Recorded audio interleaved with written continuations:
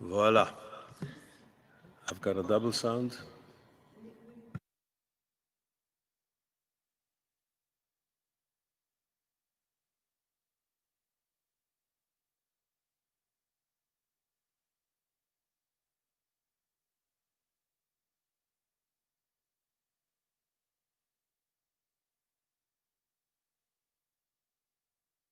Voilà. On est prêt. Bonjour à toutes et à tous depuis Strasbourg. J'espère vraiment que vous tous et toutes et votre famille, que vous soyez sains et saufs, parce que nous voyons quand même que malheureusement, la pandémie reprend en force énormément, non seulement en Europe, mais plus en particulier en Europe, dans beaucoup de pays, comme le mien d'ailleurs.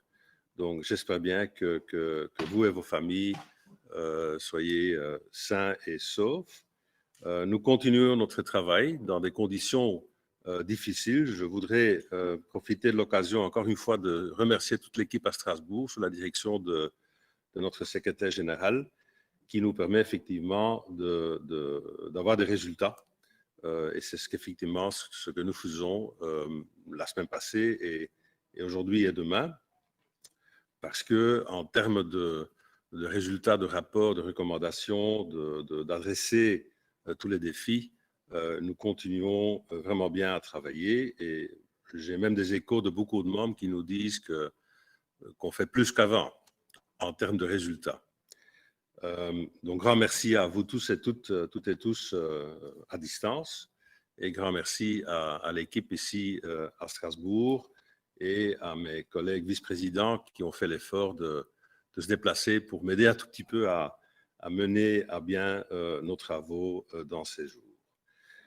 Il est aussi clair que d'autre part, une partie de notre travail essentiel, à savoir le travail interparlementaire, le contact entre parlementaires, la diplomatie parlementaire, l'observation d'élections, le monitoring, que là, on ne peut que qualifier l'année 2020 que quelque part d'une année perdue. C'est vrai, c'est triste de le dire, mais c'est vrai que sur ce point-là, effectivement, on ne peut que constater que jusqu'à un certain point, l'année 2020 sera une année perdue, une année blanche, si vous voulez. Mais ceci dit, d'une autre part, nous continuons à travailler, à avoir des résultats qui sont vraiment importants dans le contexte du travail et de la défense de nos valeurs du Conseil de l'Europe et de notre Assemblée parlementaire plus en particulier. This is why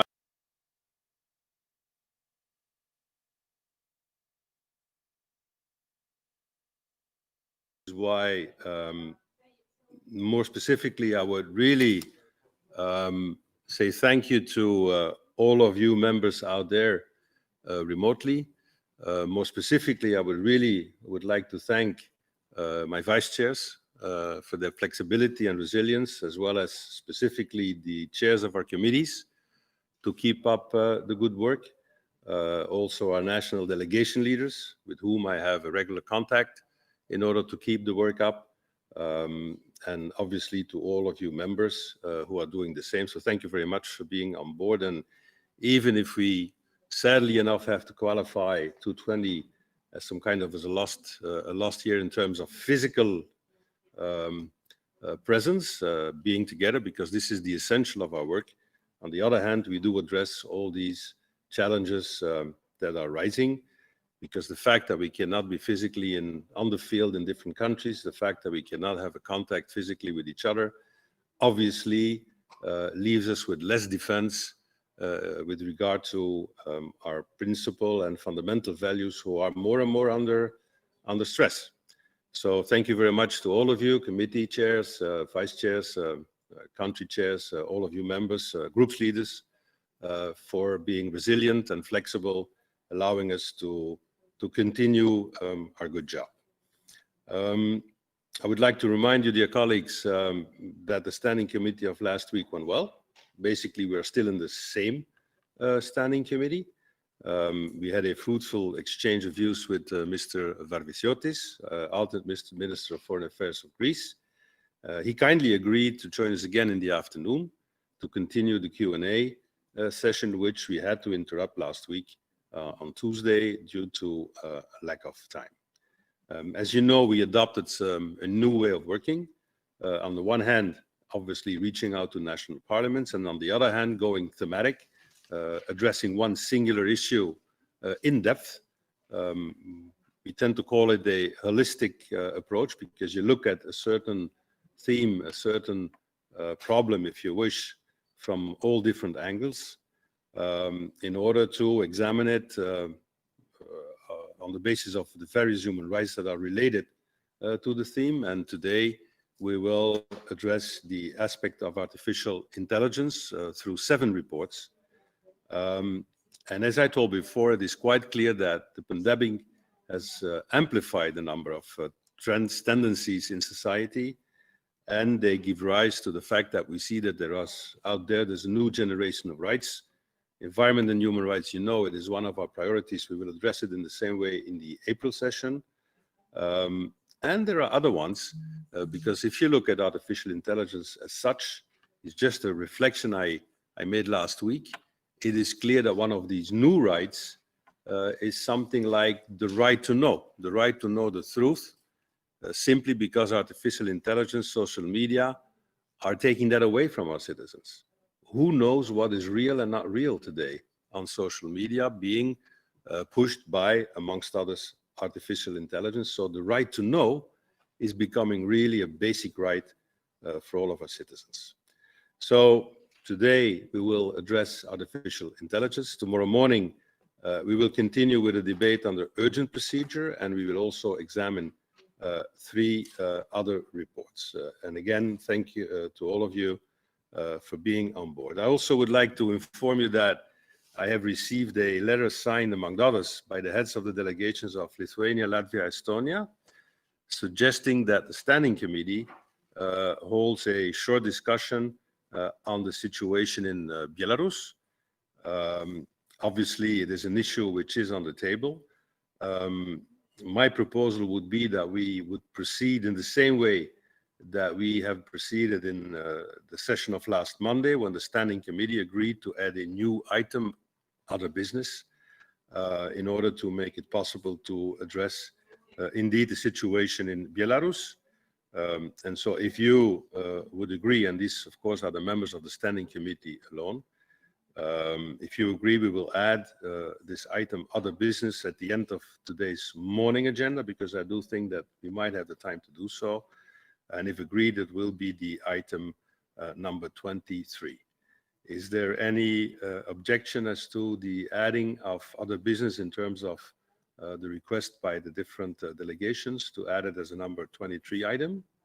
If there is any objection, please, members of the Standing Committee, ask for the floor. I do not see any objections, so this is agreed upon. Let's now go then, dear colleagues, into the joint debate, number 2021-22, which is Political Affairs and Democracy, Need for Democratic Governance of Artificial Intelligence, 21, Legal Affairs and Human Rights, Justice by Algorithm, the Role of Artificial Intelligence in Policing and Criminal Justice Systems, and 22, Equality and Non-Discrimination, Preventing Discrimination caused by the use of artificial intelligence. So we will have a joint debate on the 3 reports, which basically means that we will have an introduction by the 3 rapporteurs, and then we will have the interventions by whoever asks for the floor on the 3 issues at the same time, allowing then, after the interventions of the colleagues, which will be headed off by, as it is of usage, representatives of the political groups, then we will have the replies by the rapporteurs. The first one of these reports from the Political Affairs Committee, as I told you, is the Need for Democratic Governance of Artificial Intelligence, which is the document 15150. This will be presented by Madam Deborah Bergamini. The second report is from the Legal Affairs Committee, Justice by Algorithm, which is the document 15156. This will be presented by Mr. Boris Silevic. And the third report, Preventing Discrimination Caused by the Use of Artificial Intelligence, comes from the Committee on Equality, and it will be presented by Monsieur Christophe Lacroix. consequently. So this having been said, so we will have the three rapporteurs first for 10 minutes, each of them. Then we will have your interventions, dear colleagues out there, on 1, 2, 3 issues that you wish to bring on the floor, after which the rapporteurs will have the occasion, if they've got time left out of their 10 minutes, to reply. I now call on Madame Bergamini to present the first report. Madame Bergamini, you have 10 minutes in total. I really urge all colleagues to respect the time. You see it on our clock that we've got there.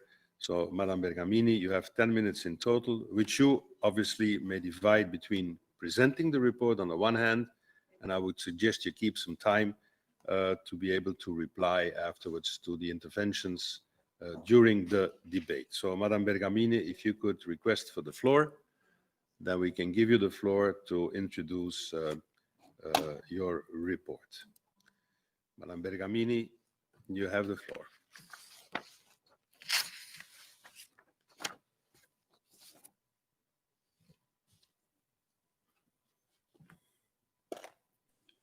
Buongiorno Presidente Daens. La saluto, ringrazio e saluto i colleghi, parlerò in italiano. Per annunciare che sono molto felice e onorata di presentare questo rapporto sulla necessità di una governance democratica dell'intelligenza artificiale. Abbiamo lavorato con la Commissione Affari Politici per oltre un anno su questo rapporto, abbiamo avuto molti scambi di opinioni con esperti di grandissima fama, nonostante la diffusione della pandemia. Abbiamo anche preso in conto molti studi, molte pubblicazioni, quindi sono orgogliosa di poter dire che il risultato è diciamo molto articolato e spero che veramente possa essere un contributo utile al dibattito generale che la nostra Assemblea sta svolgendo sulla intelligenza artificiale. D'altra parte l'intelligenza artificiale è la nostra nuova realtà e pervade sempre di più ogni aspetto delle nostre vite e sta trasformando le nostre società. Si tratta di una tecnologia, di un'evoluzione che può essere di grande beneficio, ma che ha anche alcuni rischi. E il nostro compito deve essere quello di contribuire a moltiplicare gli effetti positivi dell'intelligenza artificiale e, se possibile, prevenire quelli negativi. Per la nostra commissione, naturalmente, per la sua missione, è stato naturale concentrarci sull'impatto dell'intelligenza artificiale sul processo democratico, sul funzionamento delle istituzioni democratiche. Proviamo un momento a ricordarci cosa accadde quando scoppiò il fenomeno di Internet nelle nostre vite, provocando la più straordinaria rivoluzione tecnologica della storia umana e regalandoci delle libertà straordinarie.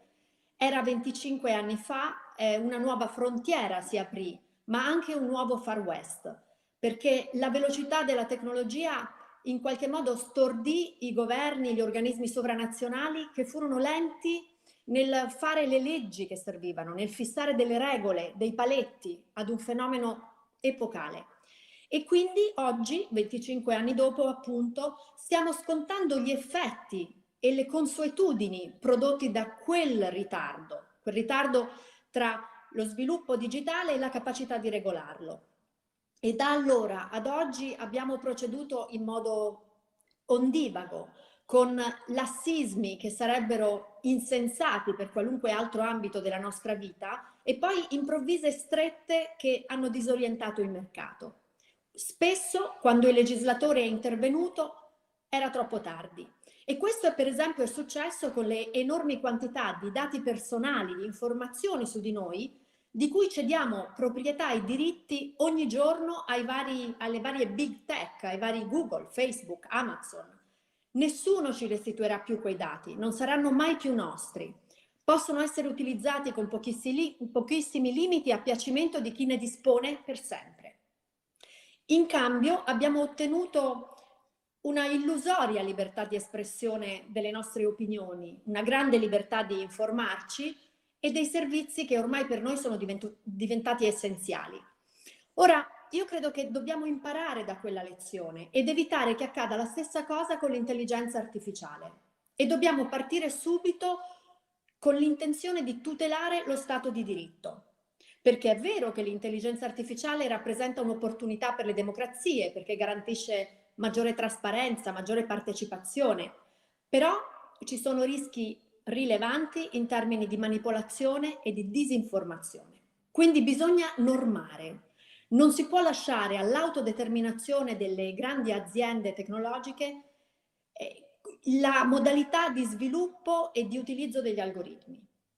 Oggi in molti paesi, anche membri del Consiglio d'Europa, si parla liberamente di democrazia diretta. Per esempio in Italia il leader del partito più importante in Parlamento, Beppe Grillo, dice apertamente che è sbagliato andare a votare ogni 4 anni o 5 anni, ma bisogna votare tutti i giorni con il voto appunto di tutta la popolazione, proprio una forma di democrazia diretta. Può essere una soluzione, su questo io credo che sia giusto dibattere e confrontarsi, ma c'è un tema prima di tutto, e cioè bisogna fare in modo che se ipotizziamo una qualunque forma di democrazia diretta le regole siano chiare e è necessario quindi che si arrivi ad una governance globale appunto degli algoritmi.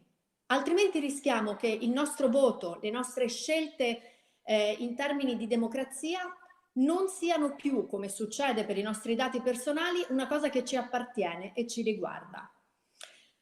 L'uso di algoritmi per l'intelligenza artificiale sta già di fatto sostituendo gli umani e la loro volontà, perché gli algoritmi sono in grado di preordinare la volontà degli esseri umani. Infatti gli algoritmi imparano da se stessi, sviluppando nel processare ed elaborare dati delle capacità predittive tali da consentire di preformare il comportamento umano, i nostri gusti, le nostre priorità, le nostre scelte. Già oggi si guidano le auto con gli algoritmi per prevenire un nostro possibile errore. Già oggi si prevedono comportamenti di possibili criminali, prevenendo dei delitti. E quindi è possibile anche orientare le opinioni degli esseri umani, mettendole magari al servizio di un bene comune predeterminato ed evitando magari eccessi di autonomia o di originalità del pensiero singolo. Ecco, ci vuole grande attenzione perché così come oggi Amazon ci persuade ad orientarci verso certi acquisti o Google ad orientarci verso certe aree di interesse, ecco, può accadere la stessa cosa per le nostre idee politiche e quindi per l'esercitazione del nostro diritto di voto. E se già abbiamo rinunciato alla proprietà dei nostri dati, beh, perché mai dovremmo pretendere di rimanere proprietari delle nostre opinioni o del nostro esercizio democratico? Dunque, come vedete, colleghi, i rischi sono elevati. Al momento la democrazia diretta, così come oggi, non è ancora una fonte di libertà, ma può essere una fonte di controllo, perché sottostà a regole preordinate non si sa da chi, secondo quali norme e per quali scopi. Non è follia dire che possono già oggi essere gli algoritmi a sostituire gli esseri umani anche nell'esercizio democratico e a disegnare assetti sociali dove davvero l'umano rischierebbe di rimanere solo un suddito. Ecco, è questa la vera nuova frontiera che dobbiamo affrontare e credo che l'urgenza da parte dei legislatori, dei governi, degli enti intergovernativi nello stabilire regole di ingaggio chiare e condivise sia massima. Dobbiamo intervenire normativamente sulla proprietà degli algoritmi, sul loro sviluppo, sulla loro applicazione, per tutelare i diritti dell'uomo, così come sono riconosciuti proprio dal Consiglio d'Europa, o più fortemente direi i diritti dell'umano, perché di questo si parla. E credo che sia doveroso da parte dell'Assemblea, e lo stiamo facendo, mandare un segnale forte, convinto di supporto, di appoggio e di contribuzione per costruire una cornice regolatoria per l'intelligenza artificiale, preferibilmente attraverso una convenzione che sia legalmente vincolante. Ecco, il mio rapporto verte su questo.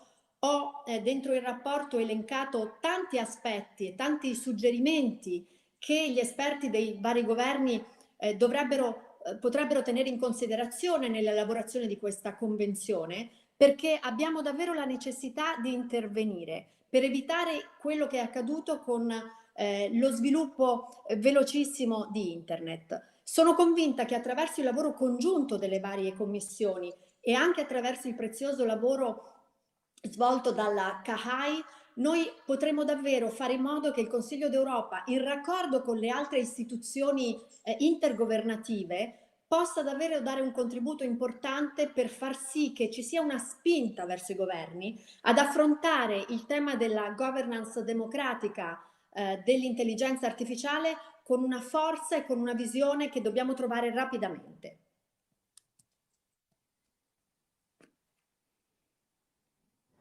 Thank you very much, Madame Bergamini. You still have 40 seconds to reply to the interventions. Okay.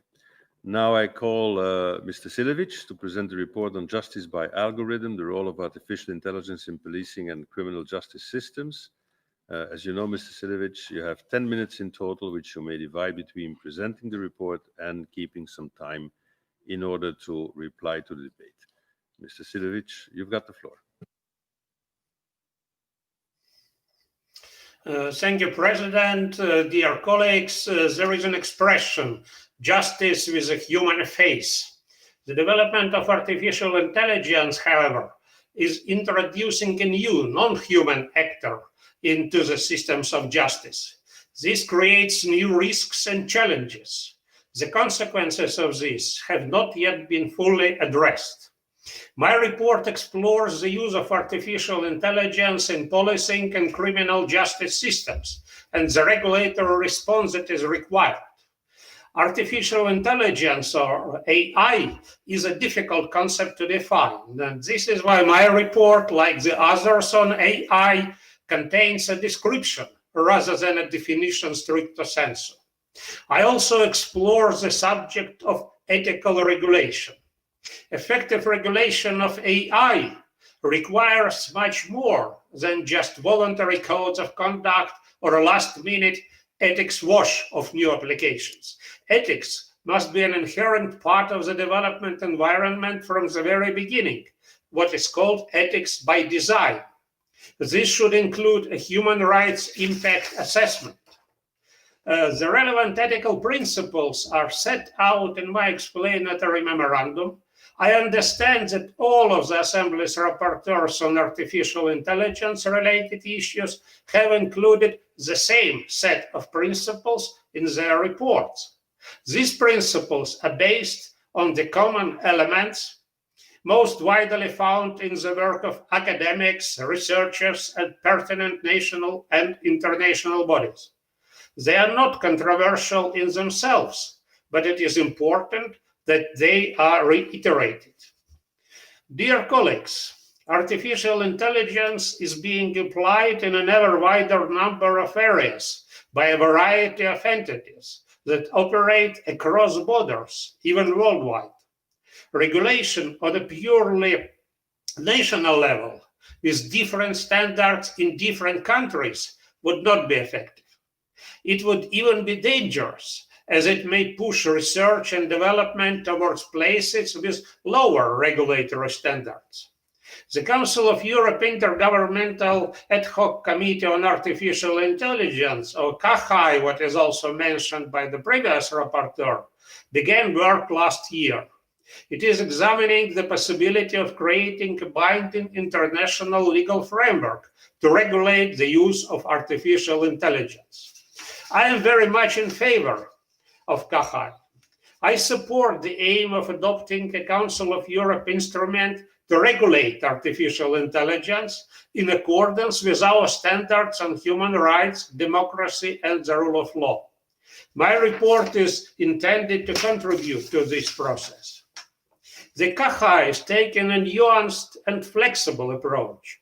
This recognizes that not all applications of artificial intelligence create the same risks. An AI system that makes a recommendation on, for example, hotels does not raise the same concerns as one that makes a recommendation on granting bail or which drives a car. Some applications will need stricter regulations than others. This is where the Assembly's context-specific reports will make an important contribution. We can explore particular applications of artificial intelligence and determine how great a threat that they may be. Our findings will help the CAHI to decide whether an international regulatory instrument is feasible and necessary. Dear colleagues, in my view, the application of artificial intelligence in policing and criminal justice is one area with a particularly big risk. My report analyzes the main types of application currently in use. First, predictive policing. In other words, the use of artificial intelligence to advise on where and when police resources should be focused, given historical criminal activity. Second, prediction of the risk of reoffending or recidivism. Here, artificial intelligence uses historical data on patterns of reoffending to predict whether certain characteristics of an individual suggest a high or low risk. This can be used for various purposes. The British HEART system uses it when deciding whether an offender is suitable for rehabilitation. In the United States, systems like COMPASS are used to inform decisions on bail, sentencing, and remand. Third, solving cold cases, that is, old serious crimes that remain unsolved. In the Netherlands, for example, AI is used to analyze whether there is evidence in cold cases that could be re-examined using modern forensic techniques. The applications that predict individual behavior are the most risky. Some of this risk is due to the historical data that is used to train the algorithms. Often, this data reflects racial, religious, or other forms of bias and prejudice in the historical behavior of police or judges. The AI system absorbs this bias, even if its own functioning is mechanically objective. There is also a risk that the apparent efficiency of AI systems may influence policy decisions with a preference for approaches that allow the use of AI. Decision makers may rely on the advice of the AI systems, especially where they are under pressure of time or lack of other resources. These risks are increasingly recognized by academics, specialized bodies, and even the users of the systems themselves. I had long conversations with ethics advisors and police officers who are already using AI in the UK, and they were well aware of these concerns. My report, therefore, proposes a series of measures to ensure that if AI is used in policing and criminal justice, the risks are minimized. I also propose a recommendation to the Committee of Ministers so that it and the CAHI take note of the serious potential risks in the area. Colleagues, I thank you for your attention, and I will be glad to answer any questions. Thank you, Mr. President. Thank you, Mr. Sidovic. Maintenant, j'appelle Monsieur Lacroix pour présenter son rapport. Vous, Monsieur Lacroix, vous avez 10 minutes en total. Vous pouvez le diviser entre votre présentation du rapport et encore un certain temps qui vous permettrait de répondre aux questions et remarques pendant le débat. Monsieur Lacroix, bienvenue et je vous donne la parole. Bonjour, Monsieur le Président, et merci, mon cher Eric, de bien vouloir me donner la parole dans ce contexte difficile que vous avez souligné en début de réunion. Je commencerai par une citation que j'ai retrouvée dans un ouvrage que tout le monde devrait relire, qui est un ouvrage d'Aldous Huxley, A Happy World, et il lit ceci: « La dictature parfaite aura l'apparence de la démocratie, une prison sans murs, dans laquelle les prisonniers ne rêveront jamais de fuir, un système d'esclavage où, grâce à la consommation et au plaisir, les esclaves vont adorer leur esclavage. » C'est l'un des risques majeurs de l'intelligence artificielle. L'intelligence artificielle permet des gains énormes en termes d'efficacité, mais elle crée potentiellement, et elle a créé, des discriminations liées au genre, liées au sexe, liées à l'appartenance d'une minorité ethnique, liées à une précarité sociale, liées finalement à la négation même des droits humains. Le rapport que je vous présente permet de dégager une méthodologie nationale et internationale qui s'adresse à l'ensemble des 47 États membres, de leur Parlement, de leur gouvernement, mais également une recommandation au comité des ministres pour qu'il y ait une prise de conscience internationale à ce sujet et surtout des outils mis à disposition des citoyens et des États. Vous devez savoir, mes chers collègues, que l'absence de transparence sur les algorithmes provoque toute une série de discriminations, que ce soit dans le secteur privé ou dans le secteur public. Dans le secteur privé, on a pu remarquer, par exemple, que les fils de publicité ou les fils d'offres d'emploi à travers les réseaux sociaux, donc à travers les algorithmes, à travers l'intelligence artificielle, en matière de logement, par exemple, les logements les plus intéressants, les plus salubres, ne sont pas adressés à tout le monde, mais sont adressés à l'élite blanche socio-économique dans certains pays. Amnesty International l'a d'ailleurs révélé. Les annonces en matière d'emploi, ou les emplois les plus lucratifs, sont adressés directement au sexe masculin, au détriment du sexe féminin. En matière de compétences des pouvoirs publics, on s'est aperçu que de nombreux gouvernements, sans débat parlementaire, donc sans que les élus de la nation ne soient saisis du problème, mettent en place des systèmes de contrôle des citoyens, notamment pour prévenir des fraudes fiscales ou des fraudes sociales. Mais contrairement à l'usage qui veut que c'est vers les gros fraudeurs où il y a des indices de fraude que l'on s'attaque, c'est plutôt aux personnes qui bénéficient d'allocations sociales, qui sont plongées dans la plus grande précarité, que ces systèmes s'adressent, ce qui a pour conséquence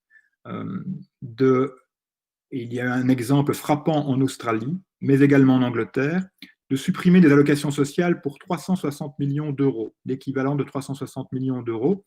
C'est un scandale sans nom puisqu'il s'est avéré que ces programmes comportaient de nombreuses erreurs et que ces sanctions étaient totalement disproportionnées, voire injustes. Cela a été pratiqué par des gouvernements sans l'accord de Parlement, donc il faut renverser la vapeur.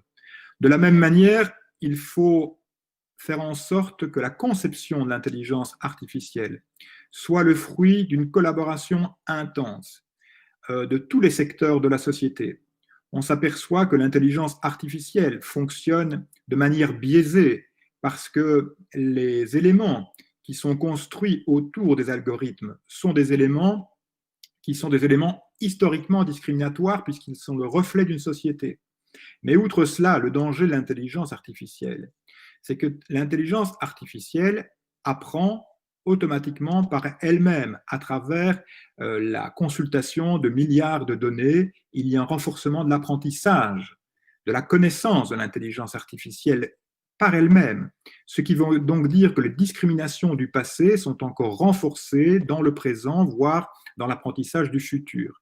Il faut donc que nous préservions de cela nos concitoyens et que les équipes qui conçoivent les intelligences artificielles soient composées d'hommes, de femmes, et que les cours d'éthique, les cours de déontologie liés au respect fondamentaux des droits humains soient au cœur du processus de la conception même de l'intelligence artificielle.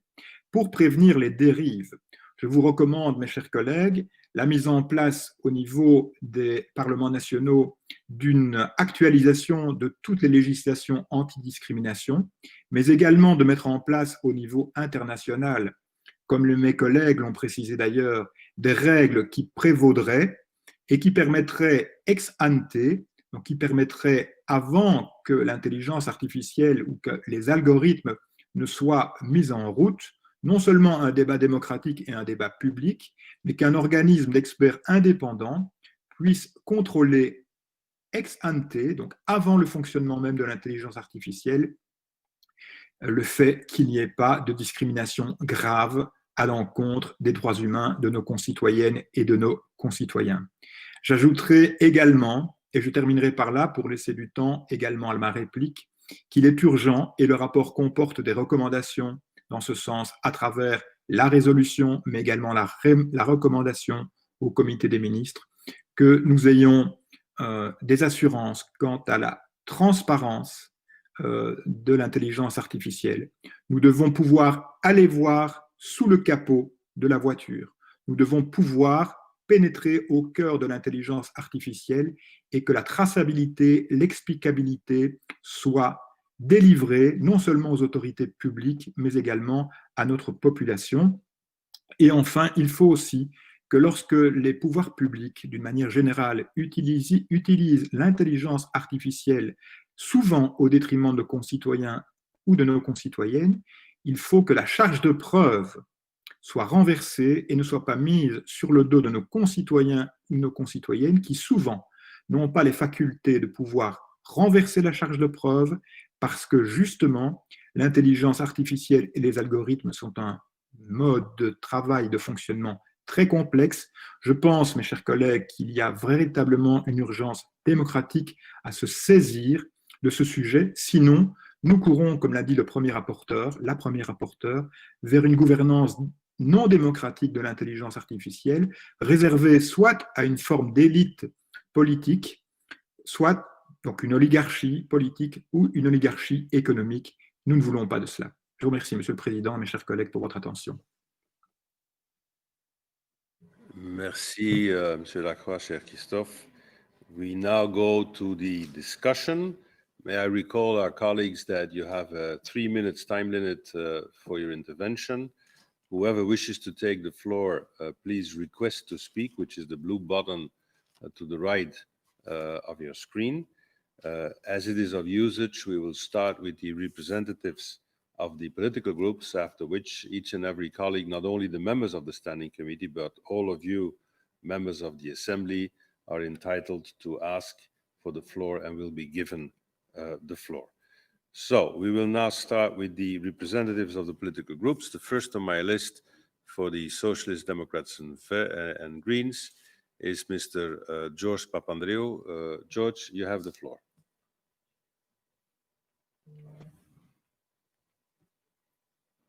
Good morning, Mr. Chairman. Allow me to thank, I'm just getting a feedback here. Allow me to thank Ms. Bergamini, Mr. Silovic, and Mr. Lacroix, because they've highlighted the amazing potential, but also threats of this new power, this newfound power of artificial intelligence. Let me stress 3 points as far as the threats are concerned. You mentioned one, Mr. Chairman. AI is ubiquitous. It's part of our daily lives. It's a prison without walls, as Mr. Lacroix quoted Aldous Huxley. Yet there is little or no transparency. It's like a black box. We don't know how it is affecting our lives daily. Secondly, AI sees us simply as data. We are simply data. They analyze us, our every behavior. They test us. They understand our preferences, and then they influence us. And this influence comes from big companies that own this data. Susanna Zuboff calls it surveillance capitalism, or it could be owned by big states and sometimes authoritarian states, undermining civil rights, persecuting the opposition, or it can influence our political as our consumption beliefs. Third, I think, important threat is that the AI is the new legislator. They are the new legislators. They have created a paralegal system, as Mr. Silovic mentioned, whether it's in banking or predictive policing or admissions into college. There are inbred biases, racial, ethnic. They evaluate our behavior and reward us or penalize us respectively. You mentioned, Mr. Chairman, the new generation of rights, which I think implies the new generation of problems and challenges. And when we face new challenges, I think going back to our basics of what democracy means is important. The ancients talked about democracy in part they invented it as, first of all, to disrupt or impede the concentration of powers, such as from tyrants. Secondly, to stop the abuse of powers, which was called hubris. And finally, to have the right to know, transparency for all. Now, that's why we need democratic harnessing of this public power, this power for the public good. This power can be an amazing power. We've seen it in health and tracing COVID. As Mrs. Bergamini mentioned, participative democracy, and maybe we should look into that in the next phase in our Council of Europe, how we can develop the positive outcomes of AI. So I very much support, and our group supports, the ad hoc proposal for ad hoc committee on artificial intelligence, a legally binding instrument to ensure democratic governance for this power to be harnessed for the public good. Thank you. Thank you, George. We now come to the representative of the EPP, Mr. Emanuelis Zingeris. Emanuelis, you have the floor.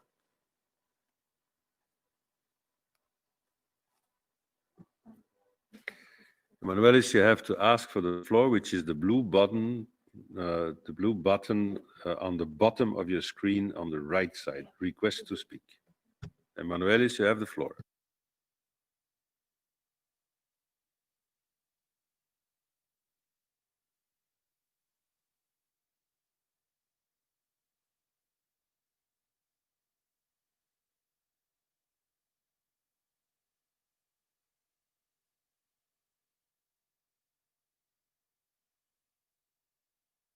Hear me? Okay, Emanuelis, oops. Unmute, Emanuelis. Yes, that's okay. Now you can. Okay. Yeah. Hi for everyone. Sure. Good to see you, even in the distance. Can you hear me? Yes. Artificial intelligence is a part of our reality. I would like to present my warmest congratulations to all the rapporteurs for their excellent work. As political life steadily moves into cyberspace, global approach. As political life steadily moves. Emmanuel, could you, Yes? Emmanuel, could you switch your language floor, please? Check if your language selector on your screen at the bottom left is moved to floor. Yes, no? Okay, go ahead. Good.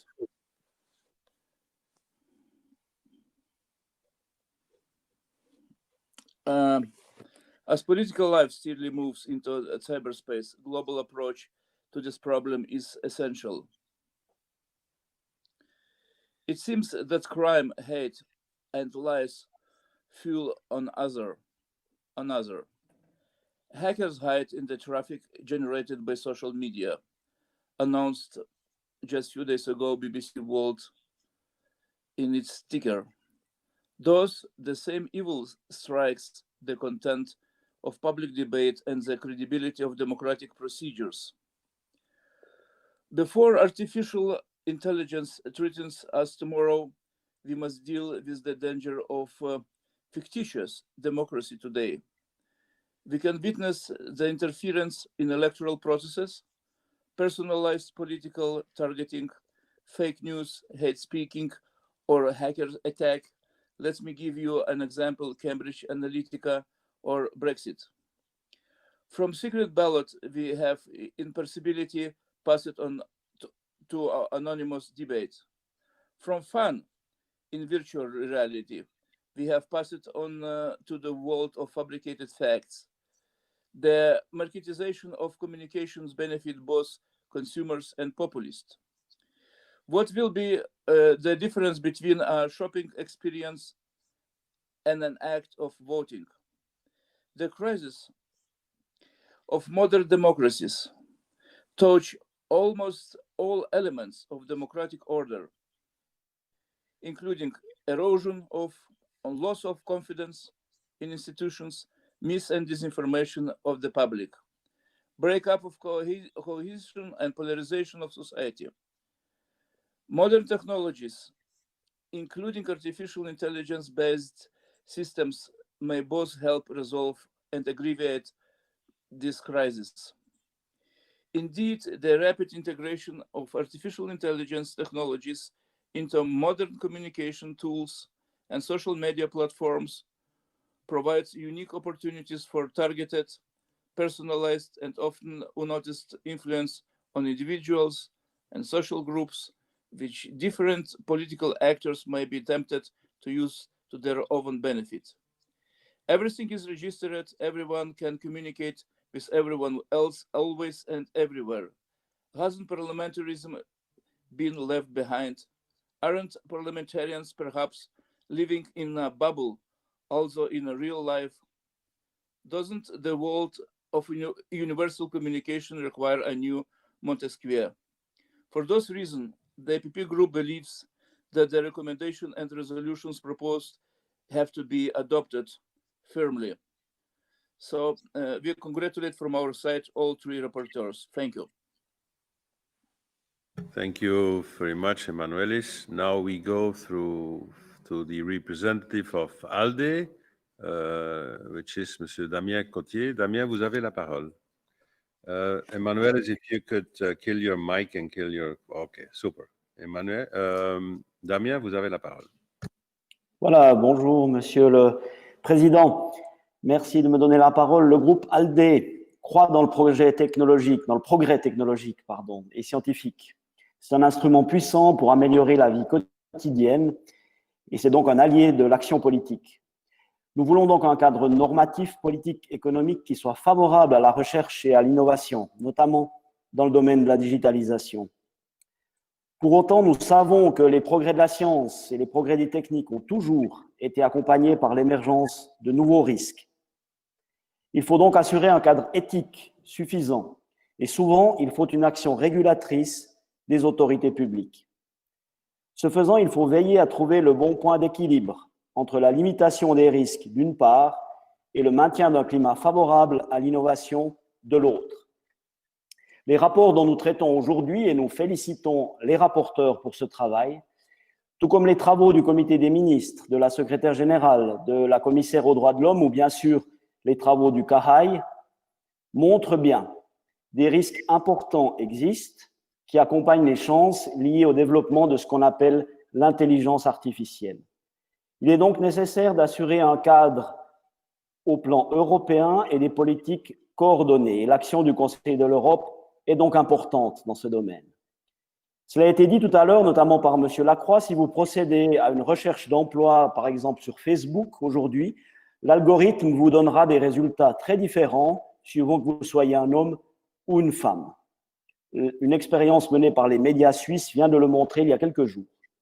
Cet exemple, parmi 1000 autres, M. Lacroix a aussi parlé par exemple du logement, cet exemple souligne à quel point les algorithmes peuvent renforcer des stéréotypes et promouvoir une société parcellisée, divisée, discriminante, une société qui accroît les inégalités. Et c'est l'inverse de ce que nous visons. Nous devons donc veiller à ce qu'un cadre éthique et juridique assure la sauvegarde des principes démocratiques, des droits qui découlent de la Convention européenne des droits de l'homme et le développement d'une société qui intègre. Les technologies de l'intelligence artificielle doivent contribuer à ces efforts et pas les saper. Pour cela, elles doivent être pensées et conçues pour être respectueuses des droits de l'homme, je dirais by design. Cela doit être dans l'ADN de ces algorithmes. Et le groupe ALDE soutient les 5 principes communs qui sont rappelés dans l'ensemble des rapports. Ces rapports proposent plusieurs pistes et ils ont raison d'insister, entre autres, sur une diversité accrue au sein des branches technologiques, en particulier l'accès des femmes à ces métiers. Les notions d'éthique et de protection des droits de l'homme devraient également être mieux diffusées dans ces milieux. Il y a là un rôle des collectivités publiques, en particulier lié à la formation. Il y a aussi des partenariats à trouver avec ces secteurs économiques. S'agissant des 3 rapports de ce matin, je termine en soulignant l'importance d'assurer que les processus judiciaires et policiers utilisent l'intelligence artificielle comme une aide, en évitant qu'elle ne puisse devenir une boîte noire ou un mécanisme qui renforce les discriminations, il y a là une responsabilité évidente des États. C'est dans cet esprit que le groupe ALDE approuvera les résolutions et les recommandations qui sont soumises au vote. Je vous remercie.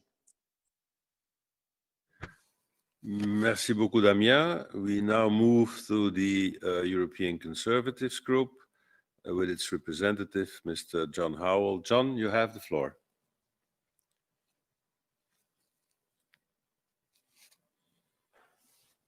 Thank you, Mr. President. I would like to start off by congratulating the rapporteurs. I think that they have spotted a number of points here and have identified them.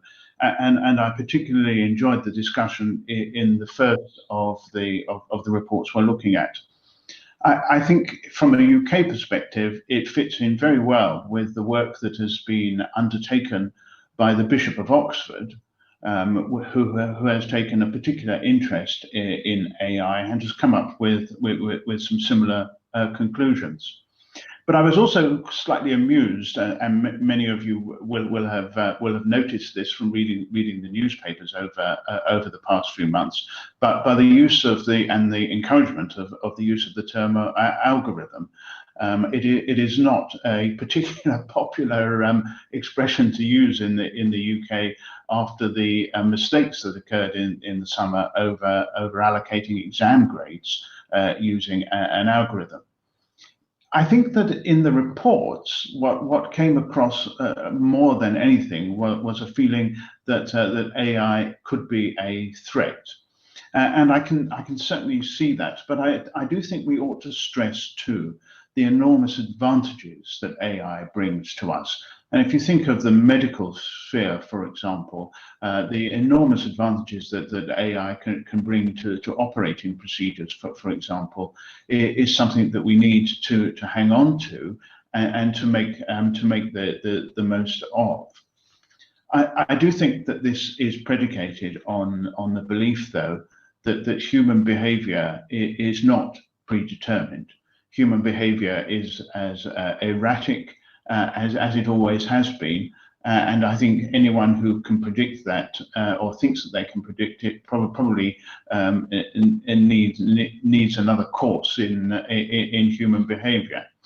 But I do think that it is important that we look at how that human beings react to this, and particularly from our perspective, that we spend a lot of time looking at the way in which it reacts with human rights, with the rule of law and democracy, which are the three things that we are most concerned with.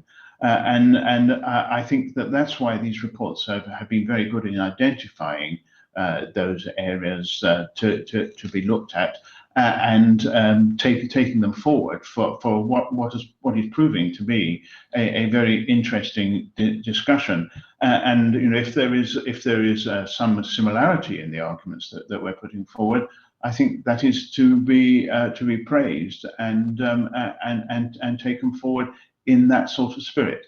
So thank you very much indeed. Thank you, John.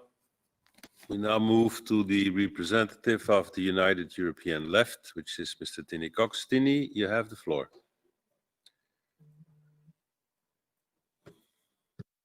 Thank you, Mr. President. May I recall ourselves that in April 2019, we adopted as an assembly my draft resolution on the future role and mission of the Parliamentary Assembly, and amongst the then broadly accepted proposals was the decision that we as an assembly should focus our work and our activities on helping to identify in which new Council of Europe instruments and conventions should be developed in order to better respond to new societal challenges or situations. And one of the challenges identified then in my report was artificial intelligence. And it gives me great pleasure, Mr. President, that now only 18 months later, we have 7 reports on our agenda today, and which deal with exactly this challenge of artificial intelligence. I think that I can share your compliments, Mr. President, to to all our colleagues and our staff and all the experts that work with us that they have been able to present so many good reports on this issue in so short a time. Here, the Assembly is doing what it should do, to work, to develop new instruments, possibly conventions, in order to protect better human rights, the rule of law, and democracy in our Council of Europe member states. We have 3 reports this morning on our agenda, and my group of the Unified European Left does support all 3 of them. Madam Bergamini calls in her recommendation to the Committee of Ministers to elaborate a legally binding instrument governing artificial intelligence, possibly in the form of a convention. I think that is a very, very good proposal, and I hope that in not so long time we will indeed have such a convention on our table. At the same time, our colleague Varvitsiotis warns that the Committee of Ministers should take into account, when developing such a new convention or instrument, to take into account a particularly serious potential impact on human rights of the use of artificial intelligence, especially in policing and criminal justice systems, when assessing the necessity and feasibility of such a European framework for artificial intelligence. I do support that warning as well very much. And then our colleague Lacroix warns us and the Committee of Ministers at the same time that the Committee of Ministers should take into account the particular serious potential impact on the use of artificial intelligence on the enjoyment of the rights to equality and non-discrimination. This warning too is wholeheartedly supported by my group. Thanks again, dear colleagues, for developing these reports, resolutions, and recommendations. I think we have made a major step in what we should do as an assembly to develop new instruments and new conventions where challenges are shown. So thanks again. My group will support the resolutions and the recommendations. Thank you very much. Thank you, Tini. We now move into the interventions of our colleagues. May I remark that I see that I have 9 colleagues from Armenia and Azerbaijan. If you allow me to say that, I would really urge you to stay at the subject on the table, which is artificial intelligence. So I'm not saying you won't, but I really would like to avoid that we get into another debate than the one which is at hand, namely the 3 reports on artificial intelligence. I will take the speakers in the order that they have requested for the floor, which is of usage, but I do inform all of our colleagues that when I see that the debate is not taking place on the subject itself, I will make use of the powers invested in me, as they say, in order to redirect the debate. The first colleague on my list is Mr. Igitian. Mr. Igitian, you have the floor.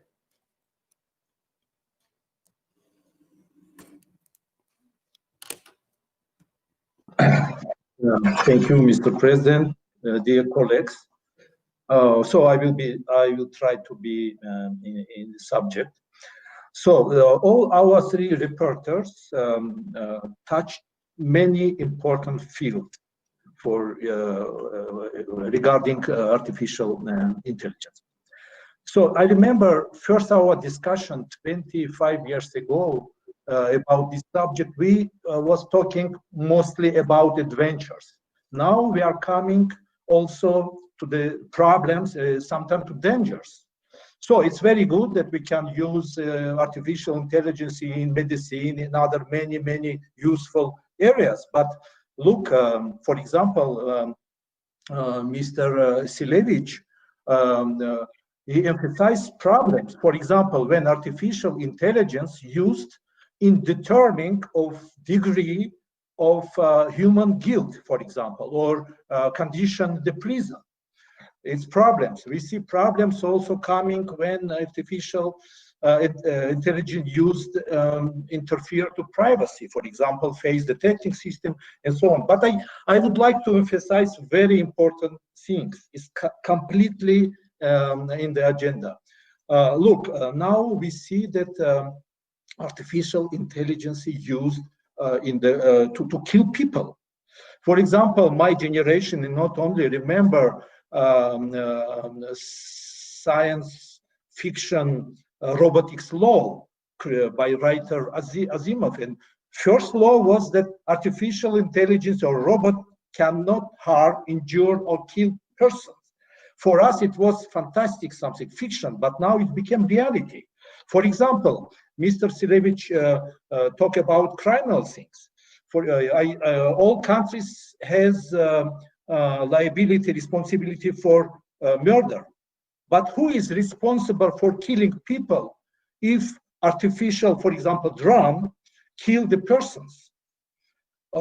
Creator or person who push the button, or maybe who give this order to kill the people.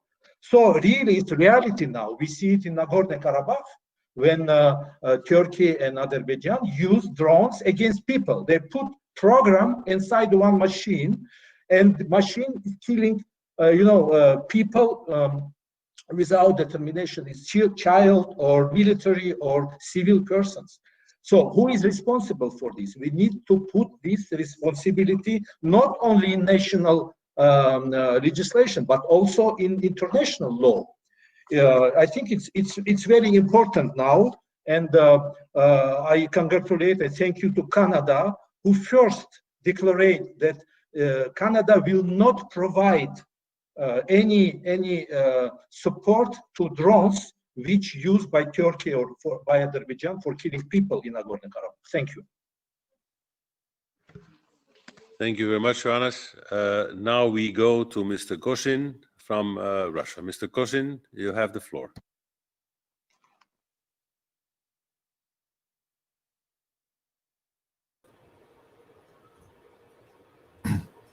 Доброе утро, коллеги. Меня слышно, надеюсь? Господин председатель, доброе утро. Слышно ли меня? We can hear you, colleague. You can go ahead. Okay, very well. Я бы хотел высказаться по теме первого доклада, который подготовила госпожа Бергамини. И вот какие соображения. Ну, во-первых, большое спасибо за очень профессиональный и подробный доклад. Что касается самого доклада, и точнее той резолюции, которую нам предлагается принять. Мне кажется, что в одном из пунктов этой резолюции, а именно пункт 14, он очень большой и объемный, мы несколько превышаем свои полномочия. Как известно, создан комитет Кахаи, спецкомитет, задача которого с помощью всех стран-участниц и экспертов из этих стран подготовить проект будущего базового документа. В сегодняшней резолюции, а конкретно в этом пункте 14, приведено очень много и подробно расписаны положения, которые должны войти в этот будущий проект. И мне кажется, что тем самым мы вмешиваемся в мандат спецкомитета и навязываем те положения, которые приведены в проекте резолюции. Какие-то положения, безусловно, бесспорно, они должны войти, какие-то требуют отдельного и детального рассмотрения. Поэтому, мне кажется, будет очень разумным, если в этом хорошем и докладе, и в проекте резолюции будут изменения, а именно мне представляется, что пункт 14 нужно просто изъять. Спасибо. Thank you, Mr. Koshin. We now move to Mr. Vardanyan. You have the floor.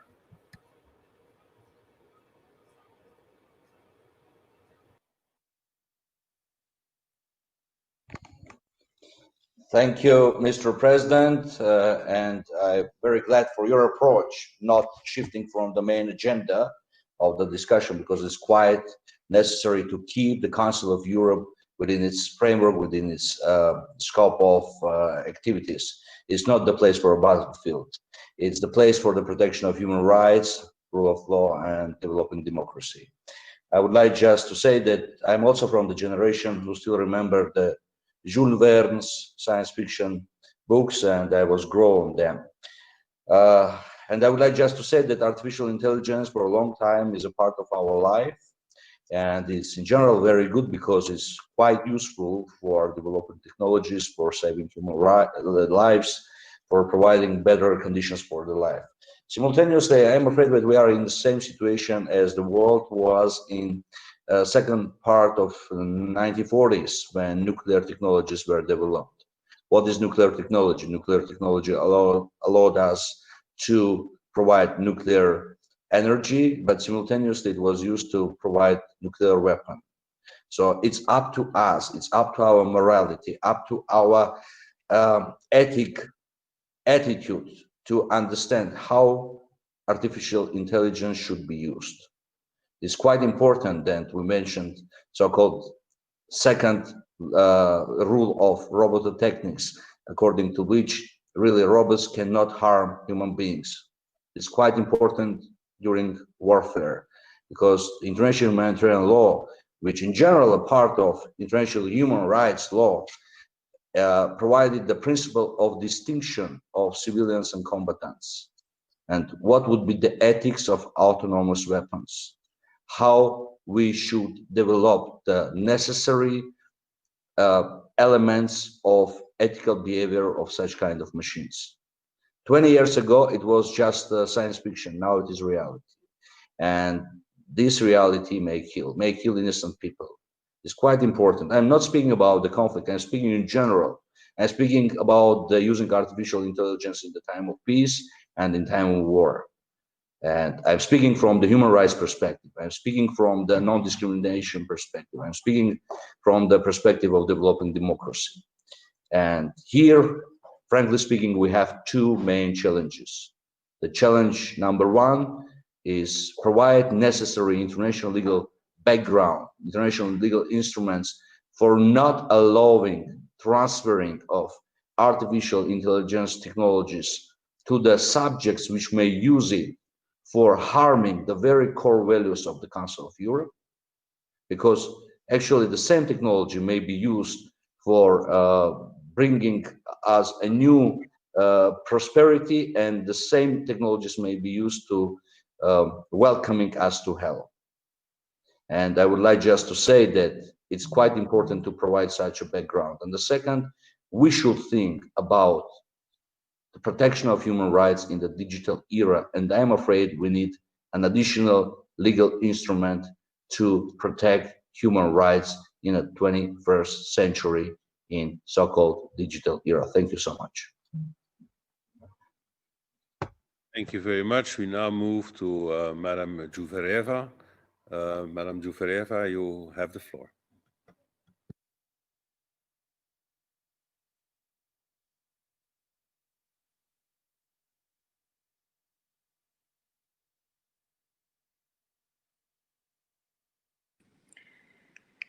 Highly respected Chair, dear President and of the peace, and dear colleagues, thank you all for the really important issue you have raised.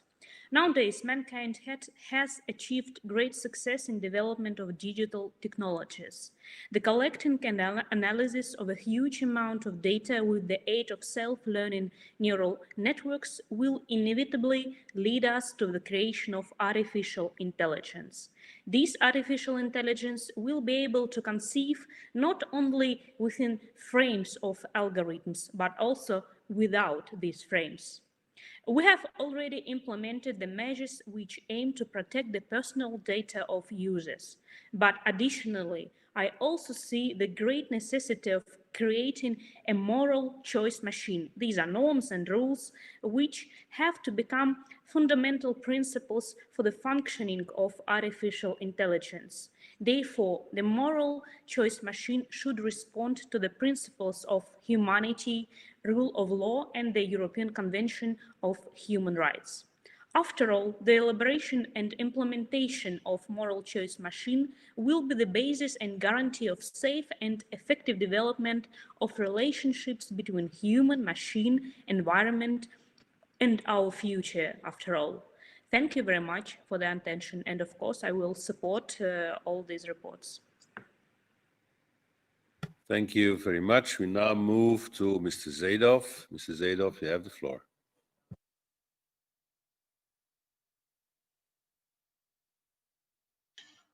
Thank you very much, Mr. President. Dear colleagues, this is really a very important topic, and I think this is exactly in time we start to discuss this issue, because artificial intelligence is the great achievement of mankind, and we should use this artificial intelligence for peace, prosperity, increasing relationship between nations and people. But unfortunately, we can see absolutely different developments. And for time being, artificial intelligence is starting to use against humanity, against the people. This is really very important. And when my colleagues talking about morality, democracy, rule of law, human rights, they should understand that when ballistic missiles targeted civilians, that's a great problem which created for these very important technologies which we used. And that's why before accusing, before saying some words, I ask everybody to look at the mirror, because today we should really think about the human rights of those who under the target or under the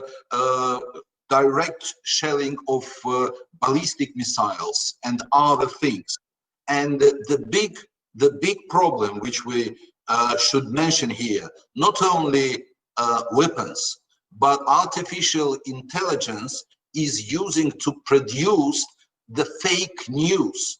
This is also major problem, and we can see that now against, for example, my country, a lot of fake news produced and presented to the internet as a reality, which is absolutely out of reality, and false information which try to mislead international community. And that's why when we are thinking about artificial intelligence, we should think first of all about human rights of those who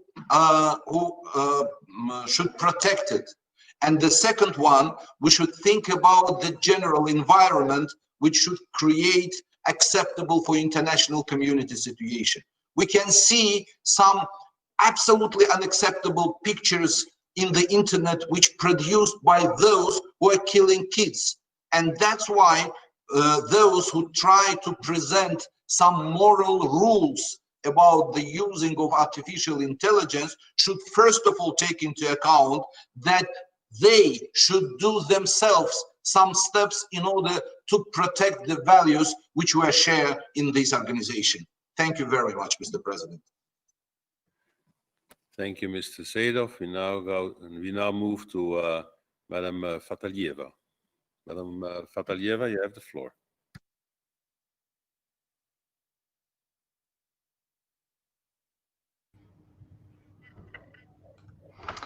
Ladies and gentlemen, Mr. President, thank you very much for this discussion. Actually, we're discussing it not for the first time, because in our previous PACE sessions, we have discussed the role of the artificial intelligence in our life.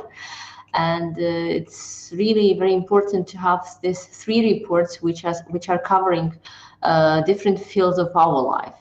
And of course, artificial intelligence, the influence of artificial intelligence is growing, and it's interfering all spheres of our life. And there are both positive impacts and negative impacts of the artificial intelligence. And we have to be very careful with the development of artificial intelligence, both in science and its implementation in our life, because sometimes artificial intelligence is programmed to do something destructive, and we don't have to forget about that. We raised here, my colleagues already raised the issue of the artificial intelligence in war.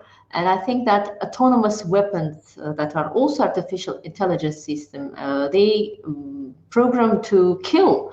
And we all do understand it and see it in the processes going on, especially in our country. And it's very important in whose hands is this artificial intelligence, because sometimes if it's in the hands of the wrong person, these weapons could easily cause mass casualties. And we witness it in our country, in different parts of our country, not only on the Nagorno-Karabakh conflict zone, but it's very important to be very careful who is using this artificial intelligence, for which purposes this artificial intelligence is used, whether it's to defend the country, defend the people, or to kill innocent people. And moreover, artificial intelligence also arms race could accidentally lead to an artificial intelligence war that also result in mass casualties. And to avoid being thwarted by the other side, by the enemy side, these weapons could be designed to be extremely difficult to simply turn off, so humans could plausibly lose control of such situation. And again, it's very important to think about by who the artificial intelligence weapons or the devices are used and against whom they are used.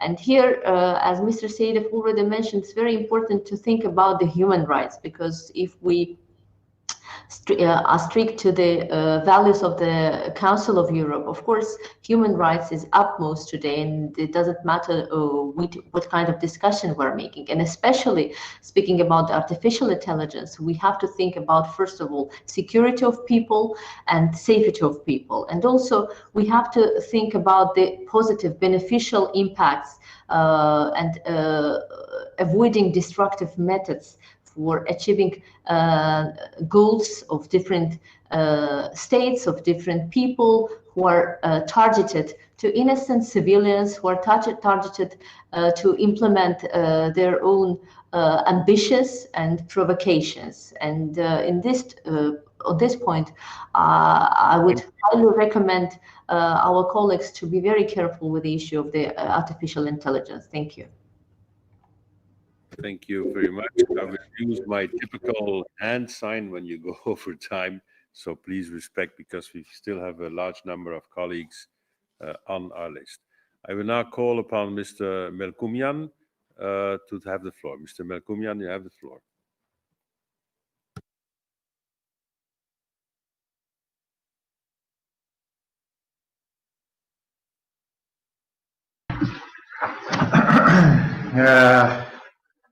Bonjour, chers collègues, Monsieur le Président.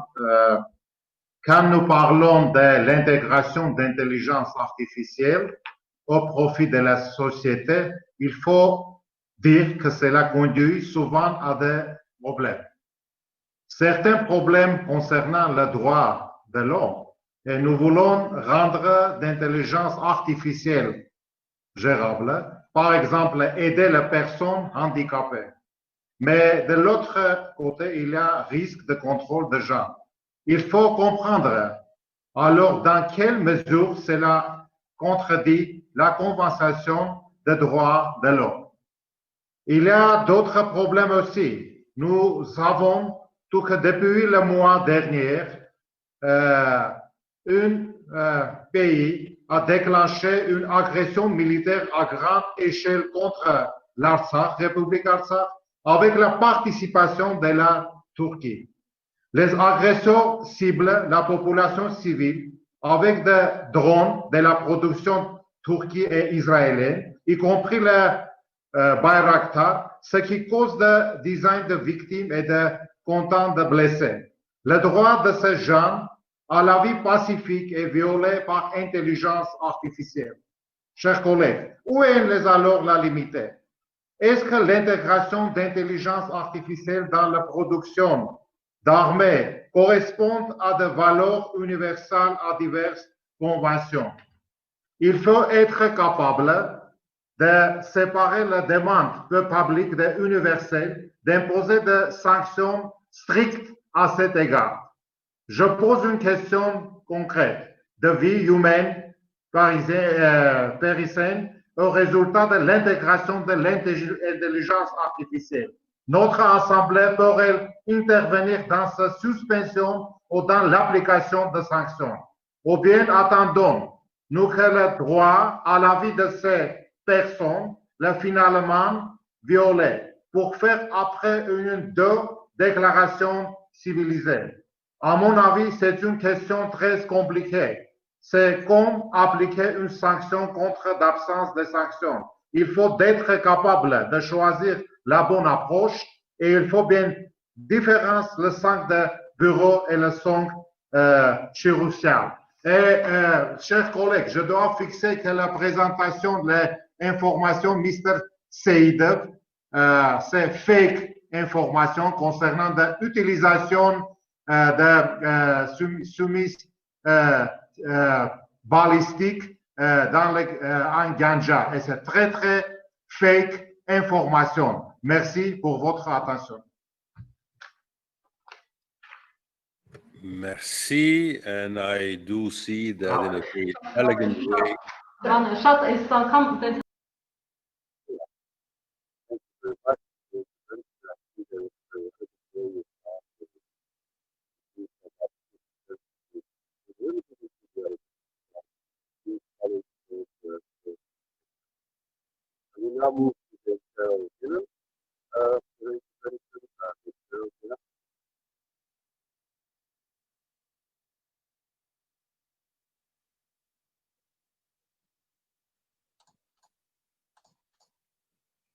We see you, Dame Cheryl. Go ahead, but we don't. Okay, there you go. Sorry.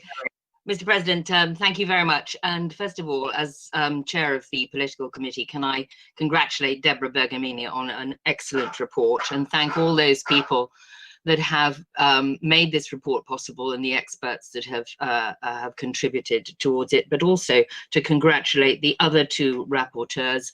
Really, this coordination of reports on this very important subject shows the Council of Europe at its best. It's a very timely contribution for all the reasons that have been outlined by the rapporteurs and speakers to date. But for me, it is very important because the wider general public is now becoming very well aware of the use of artificial intelligence. And in the process, that it affects their lives, in the processes that affects their lives, in some instances, they do not have a very favorable view of it. My colleague, John Howell, referred to what had happened in the United Kingdom when an algorithm was used to deliver the exam results, as pupils could not sit the exams because of COVID. And that had to be suspended because it delivered unacceptable results, and we had to resort to human assessment. But for many people, that was their first encounter with algorithms, and this has not been a pleasant experience. We need a framework that is going to give people confidence in the use of AI and ensure that they can also see that the safeguards are there to protect them. Otherwise, we will see a backlash against these technologies. I think governments always tend to be behind the curve when it comes to technology. Many will be able to recall the debates around the Human Genome Project and how we thought that would affect the ability of people to gain employment, for example, or their insurability when a faulty gene or a susceptibility to an illness was revealed by the genome analysis. So the urgency is the same here. We needed to develop a framework to respond to the Human Genome Project and the advances of science, and we need that framework to respond to artificial intelligence. All the three rapporteurs have produced evidence that is compelling. The technology is far in advance of the legislators and the regulators. And as noted particularly by Deborah Bergamini, there are many benefits, but AI is now amplifying some negative trends, which is leading to the polarization of democratic societies. We need to ensure we reap the benefits, but guard against the dangers, and transparency and accountability have to be the key. So I am very happy to support the report put forward from our committee, as well as the other two reports, and we must support the rapid development of a legal framework. This is an important role for the Council of Europe. Thank you very much, Dame Cheryl. We now go to our colleague, Mr. Yildiz, and I inform you that the chair of the committee of this meeting will be taken over by our Vice Chair, Mr. Gutierrez, whom I thank and welcome here. So just give us 15 seconds to disinfect this chair, dear colleague, Vice Chair, Mr. Gutierrez, and then you can take over. Mr. Yildiz, you have the floor. Mr. Chairman, thank you very much.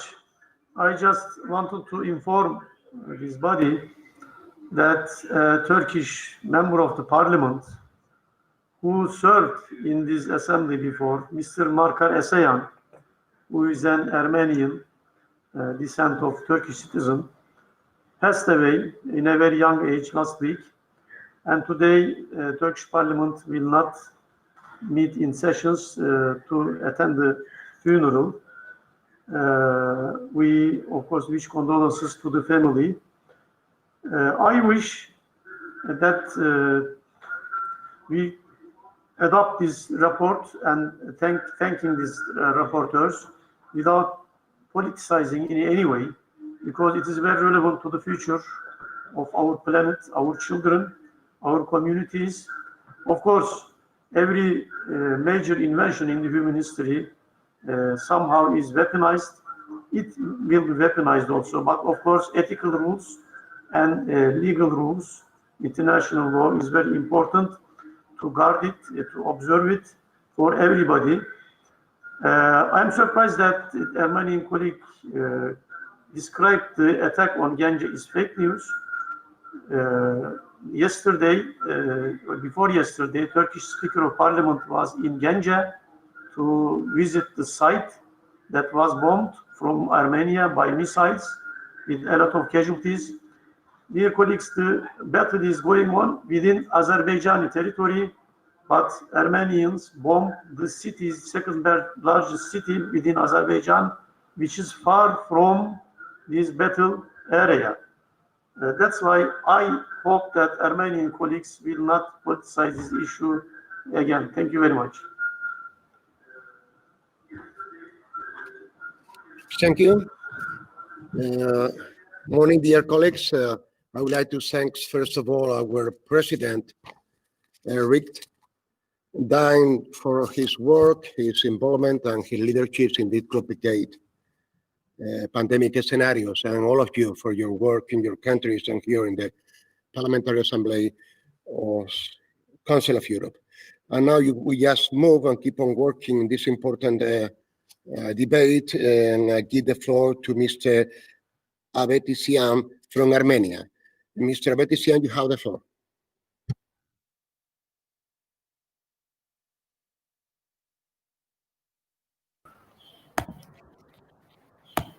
Hello, dear colleagues. This discussion is very important because we are speaking of the artificial intelligence. Of course, certain member states, namely Azerbaijani and Turkish delegates, have been trying to twist the mood in the council, speaking about trying to hide the aggression that was launched on Nagorno-Karabakh Republic, trying to hide the fact that they were being using the drones that were targeting the civilian population in Nagorno-Karabakh, and there is no difference where people are situated in the understanding of this value, trying to hide the fact that they've been targeting the cities of Shushi, of Stepanakert, of Martuni, of Hadrut, all of this. We are, of course, discussing an important topic.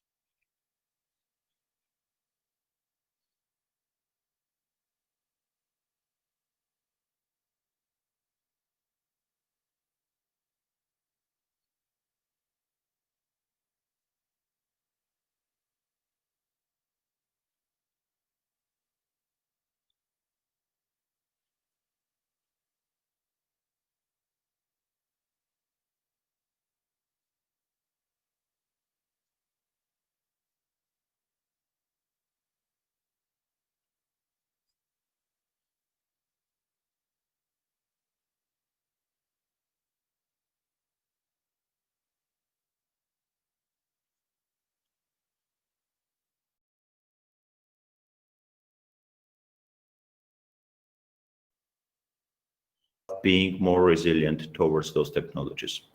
This is the same issue with the fake news and propaganda.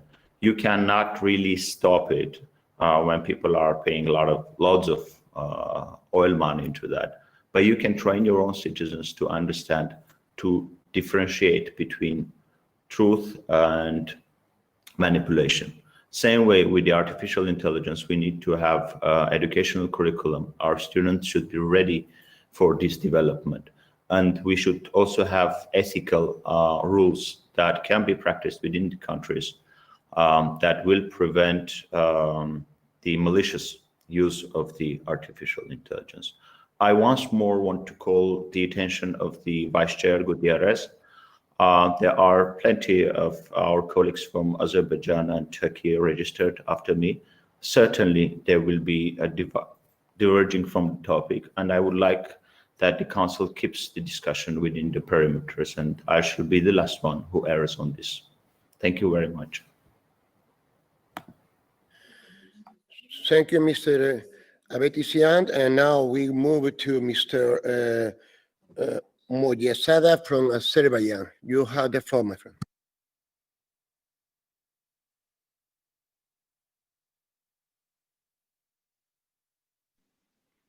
Hello, can you hear me?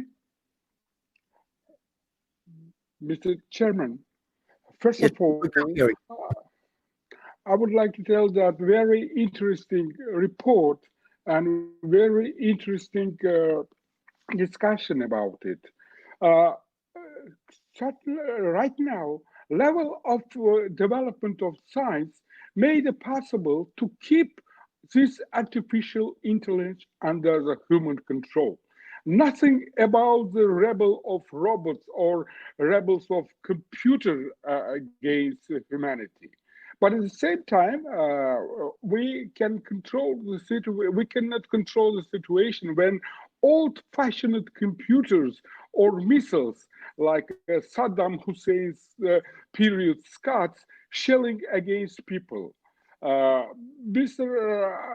Before me, Armenian represented that he will be a loss who using situation. But I would like to remind our dear colleagues that computers under control of human, but when people living with the revenge or some beef, for example, in Khojaly, they killed the children and women with the revenge for mythological Armenian genocide. Right now, it's continuing in Ganja and many Azerbaijani cities because they still old-fashioned and cannot be on modern level. About the drone, new technology gave a chance to use in military sophisticated methods targeting only militaries, not civil people. And what we have now, when new sophisticated technology can protect civil people from in military zones. Also, I would like to remind our Armenian colleagues one important thing. They fighting with Turks. We are Turks. We are Azerbaijani Turks. Turkey is not participating in any conflict. We have a new modern weapons created by Turkey, Israel, many other countries, for example, South Africa, but at the same time, Azerbaijani Turks fighting on its own land, in its own territory, recognized by the United Nations. And our mission is implementing a rule of law, implementation of UN Security Council resolution, resolution of Parliamentary Assembly of Council of Europe, European Parliament, and rule of law is a very, very important thing for the world. If we would like to keep humanity in the world, we have to think about the rule of law, human rights, and stop hatred, which we have from our Armenian colleagues. They still keeping their hatred against Turks, and it's very bad for the development. Thank you. Dear colleagues, thank you, Mr. Miltiadis. Dear colleagues, I just remember you that the debate is about artificial intelligence. So please remain to this debate and no others matter, very important, but this is not the case we are debating right now. And now we move to the next speaker, is Mr. Stathiou from Cyprus.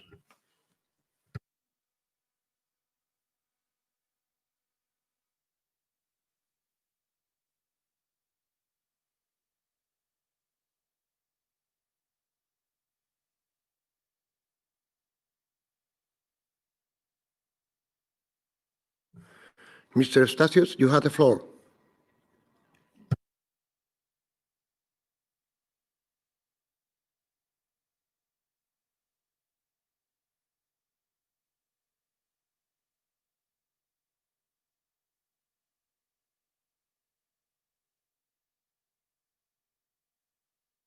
Okay, we move to next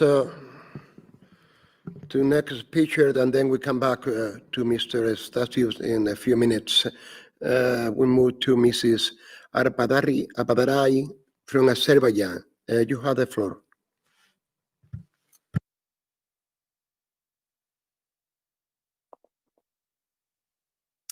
Hello, everybody. Thank you very much for giving me the floor. First of all, I would like to congratulate our rapporteurs for an amazing job that they have done. Obviously, and I would like to especially speak about the Mr. Lacroix's report. Obviously, the main focus of the report is the artificial intelligence and discrimination and inclusivity. The report shows that artificial intelligence should be checked against these criteria, which is fair. But I would like to point another issue that we face. This is the right to information, right to understand what is going on. Again, this might not be the case for this particular report, but I think we should discuss it. I'll give a very simple example. Today, if we buy a smartphone and register it with a SIM card, if we want to use it, we have to download apps and we have to accept all those points where we have to share our personal information. If we say no, then we will have just a smartphone which we cannot use. Basically, it's not a smartphone anymore. So what does it mean? It means that in a current situation, in respect with sharing personal information, it's not efficient because in a sense we don't have a choice. If we want to be a functioning member of society at the moment, we have no choice but to accept it, or we will be out. Is it really sitting well in a concept of human rights and data protection? I think it doesn't. So basically we have a huge problem here. The answer, I would suggest that we have two answers. It's public domain and private. Public domain is about publicly available information on how the publicly procured algorithms work. So what I mean is that we should have access to understanding how these algorithms are applied. Second one is the personal information. So let's get back to smartphones. For example, if we have numerous of apps downloaded, we have to be able to plug in somewhere and access our personal cabinet to look at our status. And this is our personal info. So we have to know where it goes. So this is basically about the right for information. Also, one point. Now, my colleagues from Armenia has tried to actually speculate on the issue, despite of the fact that our president of the assembly has warned and has asked us to stay in the topic. They're still trying to speculate. This is the country that launched Scud missiles on Azerbaijan's biggest cities, and calling Ganja is fake news is nothing but hypocrisy. Thank you. Thank you, Mrs. Arpadarai.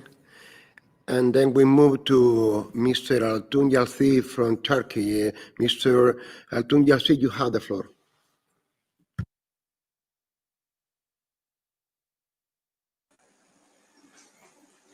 Thank you, Mr. Chair.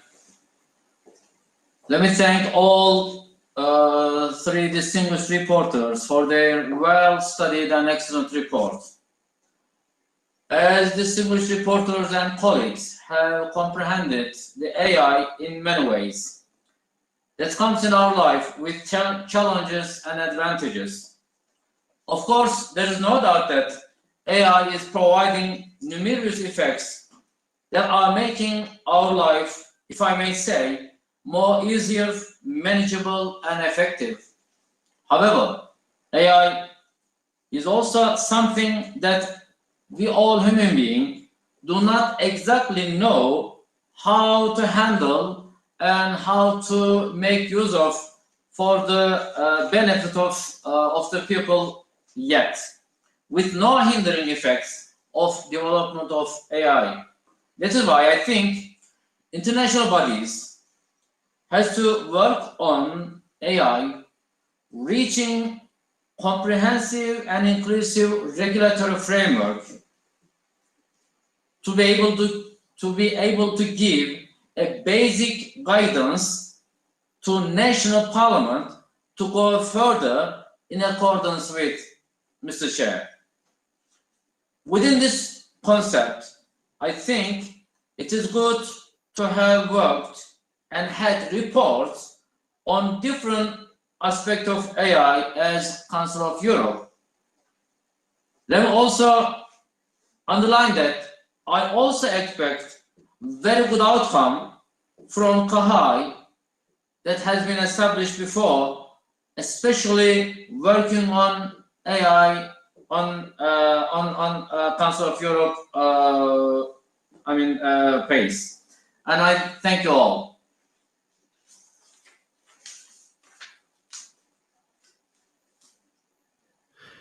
Thank you, Mr. Atunjalsid, and then we move to Sir Roger Gale from the United Kingdom. My friend, you have the floor.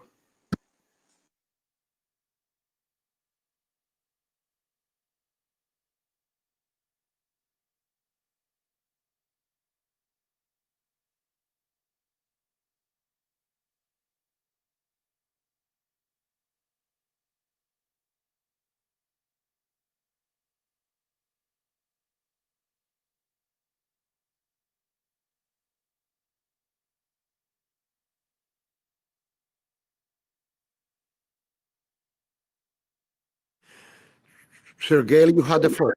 I've lost you. Sorry. We can hear you. If you can hear me, come back to me later. I've lost you completely. We can hear you. Can you hear me? Yes. Well, in that case, I'm sorry, I'm going to have to manage without vision. I've lost the picture completely. Thank you, Mr. President. I'll be as brief as I can. I join in thanking the rapporteurs for their very hard work. It is an important issue, and it's one that has been, I think, well coordinated by the rapporteurs, and we're grateful for that. My colleagues John Howell and Dame Cheryl both highlighted the beneficial aspects of artificial intelligence, as well as, of course, the downsides that we're all too well aware of. We hear about the downsides far too often. We've heard about the difficulties that we had with our own exam results with what the Prime Minister called a mutant algorithm in the summer, which was a disaster. Algorithms have been applied to trace and test for COVID-19 without very great success, and are about to be applied to our housing difficulties without great success as well. So there is a downside. But we do also need to recognize the positives. And in those terms, Dame Cheryl again referred to the Human Genome Project. Without artificial intelligence, that would not be enabled to grow in the way that it hopefully will. The genie is out of the bottle, and we can't put it back. So the question is, what do we do about it? Mr. Valdanian referred to a similarity with the development of nuclear power and nuclear devices. And he's right. It's a force for good, it's a force for evil. And so it is with artificial intelligence. What I would caution against when people are calling for legislation and legally enforceable conventions is to learn from experience. I was first on the Parliamentary Assembly, I think in 1987, when we dealt with the Broadcasting Convention, the Trans-Frontier Broadcasting Convention, which, as it started, was a ridiculous piece of work because it tried to be one size fits all and to design something that fitted and in those days there were only 20 member states. Well, there are now 47 member states. They have their own cultures, their own differences. And I would strongly urge against the one-size-fits-all approach. Yes, we do need a convention, but we need to, within it, recognize the differences between member states. And in concluding, Mr. President, I would simply like to say this. There are quasi-totalitarian states within the Council of Europe, some of whom will try and amend this report to water it down to their own advantage, because it enables them to meddle in the internal affairs, elections, for example, referenda, for example, of other member states. I hope that the members present will resist all of those amendments, all of those attempts to water down these reports. Thank you very much indeed.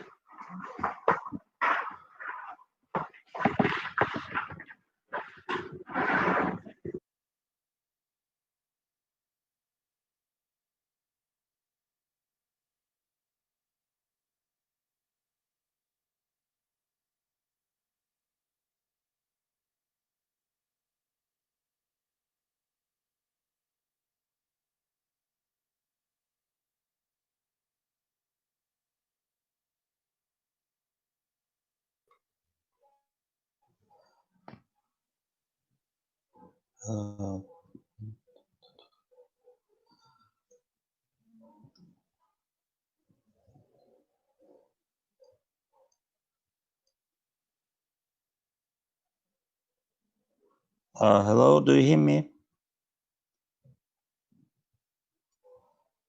Mr. Chairman, do you hear me?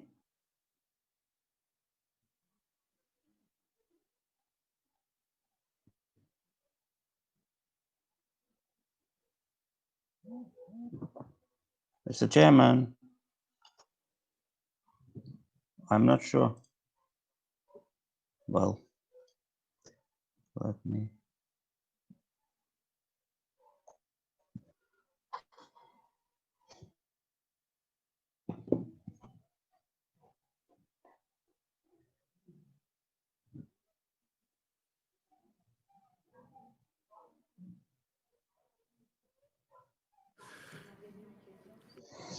Sorry. Okay, Mr. Kadirli, you have the floor.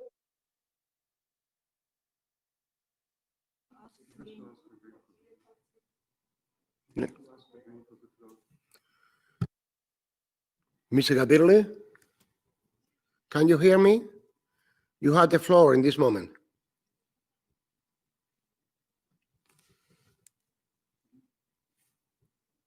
People. Okay, we are going to move to next speaker, and then we come back to Mr. Kadirli. Next is Mr. Ganjali Jeb from Azerbaijan. Mr. Ganjali Jeb, you have the floor.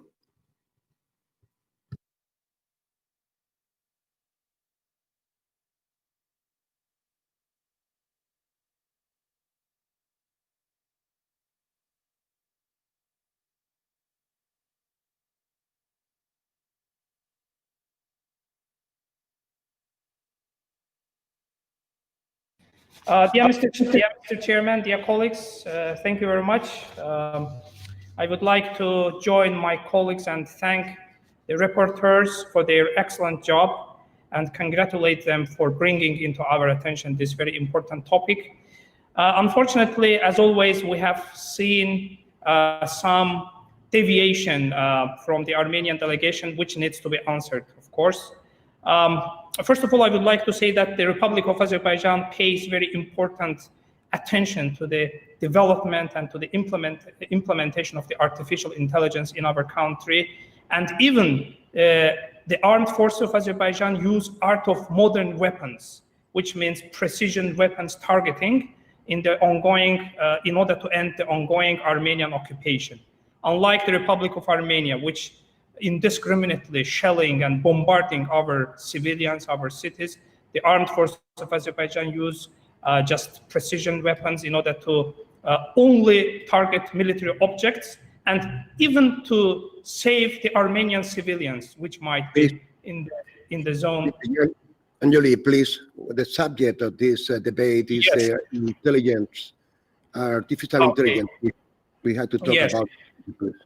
Okay, and also the Republic of Azerbaijan launched recently other sky satellites into the space in order to give an impulse and to develop this sphere of artificial intelligence, because we need to monitor our borders, to protect civilian objects, and even the property rights which are in the occupied territories need to be protected and monitored constantly. And that's why we need artificial intelligence, the cameras, and that's why the launching of other sky satellite into space is very important step in this direction. Also, we have the Republic of Azerbaijan created the Center of Innovation, which is called InnoLand. We in this center we develop new startups, which is exactly connected to the development of the artificial intelligence, which again also used to fight illegal entities, illegal smuggling of drugs, human beings through the occupied territories of Azerbaijan, because we didn't have, for the recent 30 years, we didn't have full control, and that's why we needed this kind of techniques to prevent. And last but not least, as I am the only member of the Council of Europe, the Parliamentary Assembly member as IDP, when our territories, internationally recognized territories, are liberated, I am planning, our government is planning to create artificial intelligence center in the city of Shusha and Khankendi. By the way, we are working on the plans in order to bring Council of Europe member countries and to collaborate in this direction in order to bring these new technologies, new philosophy into our lands. Thank you very much. Thank you, Mr. Van Halijev. Please, the conflict in Armenia and Azerbaijan worry us all.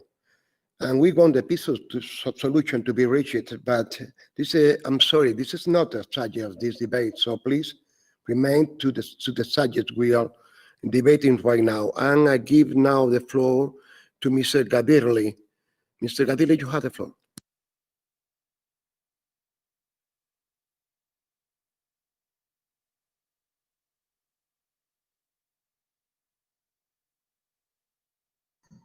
Hello. Oh, it seems to be working now. I'm very sorry because of the internet connection I experienced previously. I had to request the floor for the second time. First of all, I would like to thank all the rapporteurs. We also, in our legal committee, had the discussion on artificial intelligence, and Mr. Selevich presented his report, and we all supported it. So I have nothing to add. No comment, no any addition to that. Artificial intelligence, perhaps the most threatened profession if artificial intelligence further develops would perhaps be the legal profession, because the legal profession is based on a fundamental idea of free will. If free will is gone, or if people stop believing in free will, or if scientists one day decide that they found the proof of non-existence of free will, then of course legal profession will become not only useless but in fact meaningless. In the various judicial procedures, investigation procedures, and especially if artificial intelligence one day will become hearing and handling the cases and delivering judgments, then of course we will need further guarantees, both technical and legal. I think it was Mr. Zingeris who somehow metaphorically said that we need perhaps a new Montesquieu for this era. Of course, I don't know how the Council of Europe would be capable of facing and dealing with all these challenges.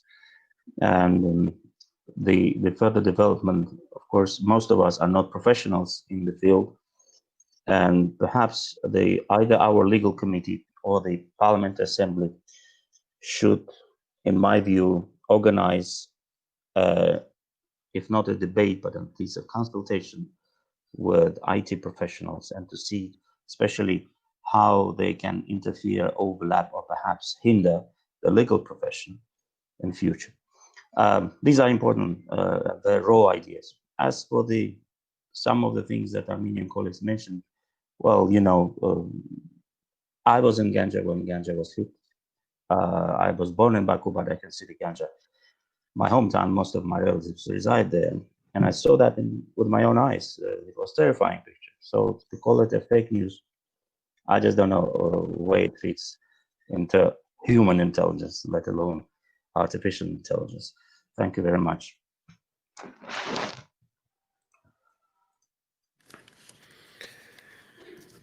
Thank you, Mr. Adirli, and then we go to Mr. Yellow. Mr. Yellow from Sweden, you have the floor.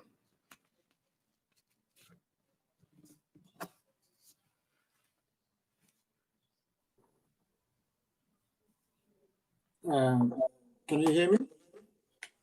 Yes. Yes, thank you very much. Let me start by thanking the rapporteurs for job well done. Jallow? Mr. Jallow? Yes. I'm afraid you have your language selector not on floor. Could you switch it to floor, please? Yes, Thank you. Thank you. Sorry about that. I hope it's better now. I just want to start by thanking the rapporteurs for an excellent report, for excellent reports, and support the recommendations. As it is mentioned that technological advancement, that if used, we've seen technological advancement that when it is used effectively can have huge benefits and bring enormous advantages to our societies. But if misused, as we have seen also happen, can cause serious structural damages that promote discrimination, that promote racism, that also undermine the fundamental human rights, especially in policing. As it is mentioned here by Mr. Lacroix, it feels like a prison without walls. And I, for one, and I know communities of color know exactly what that means. We've seen also in reports earlier that it is mentioned that in the public and private sector, organizations can take AI-driven decisions with far-reaching consequences for people. We have reports about that. We also know, we have seen how artificial intelligence is used for predictive policing. We've seen how it is used to determine who gets a job. We've seen how it is used to determine who gets a bank loan. We've seen how it is used to determine who gets an apartment, who gets to rent an apartment, who's eligible, who is not. We've seen how it is used to stop and search people on a disproportionate level. And this is a reality for a lot of people. Many small decisions are taken every day through artificial intelligence, and they have very serious impacts on people's living conditions and their lives. Certain groups are consistently and constantly profiled. They are harassed, discriminated, and criminalized with the help of biased algorithms written by biased programmers with diversity deficit. There is hardly any form of diversity when it comes to this field. And that also has an impact on what kind of algorithms that are written. So we must put in place relevant and legally binding instruments to effectively monitor and regulate to mitigate the risk of artificial intelligence-driven profiling and discrimination. We need stronger data protection laws and better monitoring and enforcement of current non-discrimination laws. This is a serious problem that we need to take seriously because it is taking over our lives. I know this because as a person of color, I know every time I travel, I get to be the one that has to go through the random checking. I always ask myself, why not one of my colleagues? Why is it always me? And it doesn't matter where, when, how, it is always me. So I thank the rapporteurs for this excellent job, and thank you very much for this discussion. Thank you. Thank you, Mr. Yellow. And then we move to Mr. Friedex from Switzerland. Mr. Friedex, you have the floor.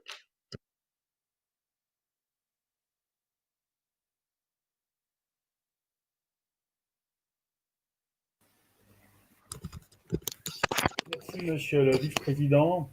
Chers collègues, j'aimerais tout d'abord me féliciter de tout ce que représente l'intelligence artificielle qui a conduit à des progrès formidables, à l'expression de l'intelligence humaine qui a permis des avancées essentielles dans tous les domaines, comme médecin, je me félicite par exemple des progrès incroyables qui ont eu lieu dans les techniques chirurgicales. Mais les progrès pour le mieux de l'humanité peuvent s'accompagner également par le pire. Et mon texte, en fait, va parler un peu d'armée, mais de manière tout à fait neutre, à la Suisse. Et j'aime bien reprendre les paroles avant de ce Roger Gale qui nous a dit que le génie s'est échappé de la bouteille. Parce qu'on peut utiliser ces nouvelles technologies pour des choses effectivement très pénibles et désagréables. On peut surveiller les populations par les nouvelles technologies. On a tous en tête le livre prémonitoire de George Orwell, 1984, qui était véritablement peut-être l'annonce de ce qui pourrait arriver et qui existe certainement déjà un peu. On peut ensuite utiliser ces technologies pour faire la guerre, parce qu'il y a eu au fil du temps de grands changements dans la façon de faire la guerre. Le but aujourd'hui, c'est de réduire au maximum les pertes humaines dans son propre camp et d'éviter, si possible, les dégâts collatéraux. Parce que l'opinion publique, dans nos pays, n'accepte de moins en moins le sacrifice de ses propres soldats. Les progrès militaires aujourd'hui conduisent à ce qu'on pourrait appeler la robotisation des armées. Et pour faire la guerre, maintenant, on a des moyens malheureusement très, très efficaces, dont certains représentants d'États actuellement en conflit ont parlé tout à l'heure. Donc il y a les drones armés, on peut faire la guerre sans pilote, on peut attaquer sans risque, on peut effectuer des missions de surveillance avec ces drones, de reconnaissance armée, d'attaque avec des frappes chirurgicales, ou on peut faire même des assassinats programmés sans aucun risque, ce qui est devenu un peu la technique des forces américaines contre les leaders djihadistes. Et à l'avenir, et déjà maintenant, ça permet de faire des assassinats sans aucun risque pour l'agresseur. Dans 10 ou 20 ans, les robots pourront constituer l'avant-garde combattant des armées futures. Les drones, déjà maintenant, peuvent contribuer à la surveillance des populations. On peut imaginer des manifestations populaires, démocratiques, mais où un État veut surveiller les participants, et avec ces nouvelles technologies, on peut identifier les manifestants avec toutes les conséquences sur les droits humains que ça peut représenter. Donc mon propos, c'est juste de dire que ce qui est très important, c'est de faire évoluer les législations, les règles, notamment pour tout ce qui concerne la guerre, créer des conventions, des textes très clairs qui protègent les droits essentiels de l'homme, protection de l'intégrité des opinions, les droits de manifester, le respect de la sphère privée. Ce sont effectivement des choses essentielles et il ne faut pas oublier cela également dans le développement de ces nouvelles technologies. Merci pour votre attention.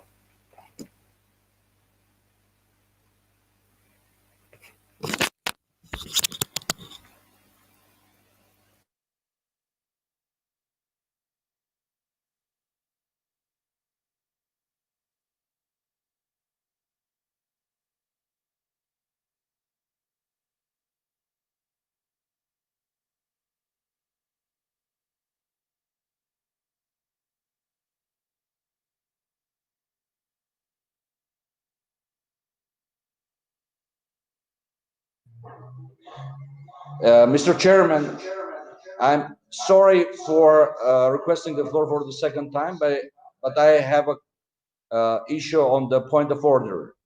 The president of this assembly stated clearly that any deviation of the discussion would be stopped. I kindly request the chairman, and I kindly request all the upcoming chairmen to respect this rule. It's impossible to deviate, the first. The second, Council of Europe is widely criticized for lack of actions, for rather statements than actions. We spent millions of dollars to stop the hate speech. But now, Mr. Molazada from Azerbaijan saying that, in brackets, Armenian genocide is a mythical. I would like just to say that if we are going in this direction, I would like to say that Mr. Molazada is mythical. Is it not proper way to go ahead? It's not the proper space for providing a good grounds for the hate. I kindly request you, Mr. Guterres, to stop any attempts of offending of any of us. Please, time over. Thank you, Mr. Bardanian, and I move to next speaker is Mrs. Harapetyan from Armenia. You have the floor.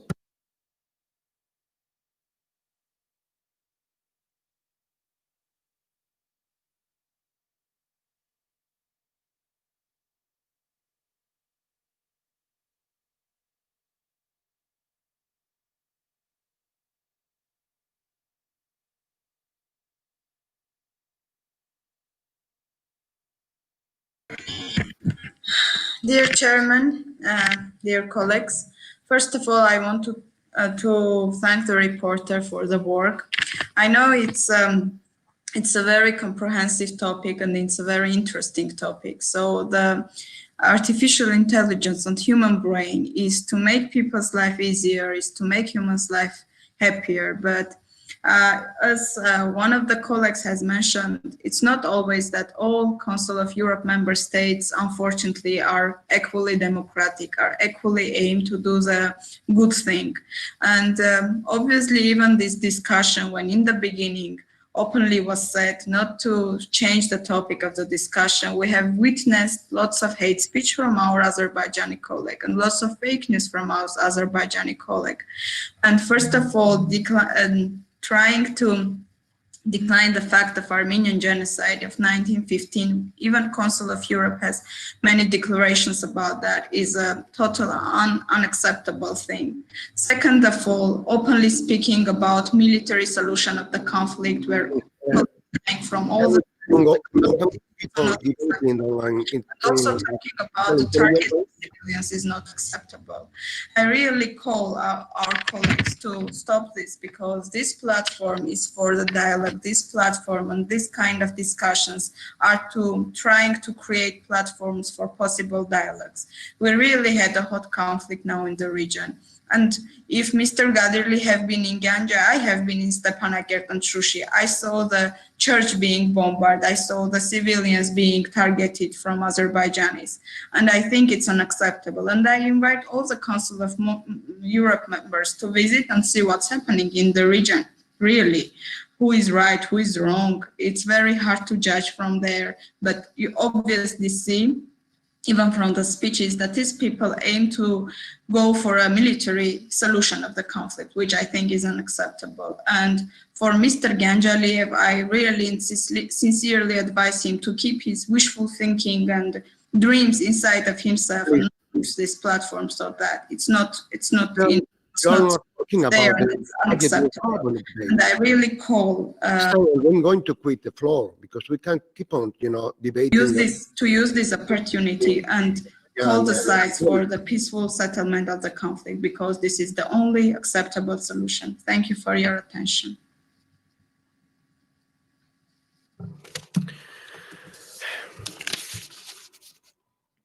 Okay, I understand that Mr. Sayed wishes to raise a point of order.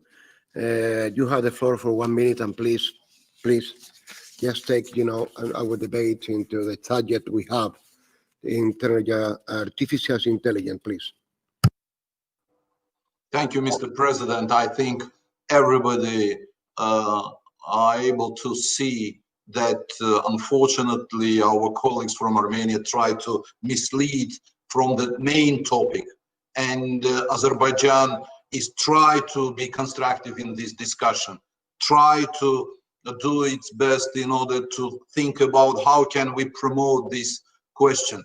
But again, even in this very important topic about the human rights, about the development of artificial intelligence, we can see attempts to present Azerbaijan in an absolutely unacceptable way. And that's why I want to express my gratitude to you, Mr. President. Even your attempts to stop this kind of violation of rules and procedures of our discussion is unacceptable. And that's why I ask my Armenian colleagues to look at the mirror at last and to see what is really going on. Thank you very much. Thank you, Mr. Saidov. And now we move to give the floor to Lord Folkis from the United Kingdom.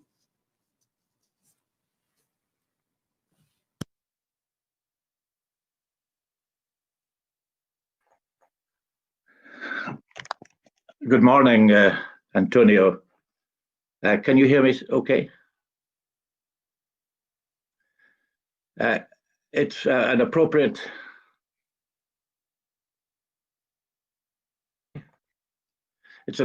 time for me to come in, Antonio, because after Mr. Sayedev raised a point of order. I'm afraid this debate on a very important topic and an excellent report has been hijacked. And Mr. Sayedev is blaming the Armenians, but sadly, it's been hijacked by both the Armenians and the Azerbaijanis. And it is really unfortunate that we've had so many speakers hijacking a debate of such importance. There have been people who wanted to come in to make good points about this excellent report. And what I'm fearful of, Antonio, Mr. Chair, is that this is going to happen for the rest of today and tomorrow on all of the reports that we get, that there, if you allow delegates from both Armenia and Azerbaijan to hijack the topic, this will dominate the whole of the standing committee, which would be really unfortunate. So I would hope that you and your colleagues in the chair would be given the power to cut off, to say to the speakers who don't stick to the topic, to cut off their microphones and move on to someone who is prepared to discuss it. It's not going to resolve the problem, and I have sympathies with both Armenia and Azerbaijan that it is a problem. It's not going to resolve the problem by raising it on reports that have nothing to do with that issue. And it's taking away the attention from some things that are really, really important. So please, I plead with the delegates from Armenia and Azerbaijan to respect the chair, respect the rulings that Rick gave, that you gave, Antonio. And if they don't do that, then you should have the power to cut them off and move on to someone who is willing to accept the ruling of the chair and to stick to the topic. Thank you. Thank you, Lord Folkis. You are very right. And then the next speaker is Mr. Efstathiou from Cyprus. You have the floor.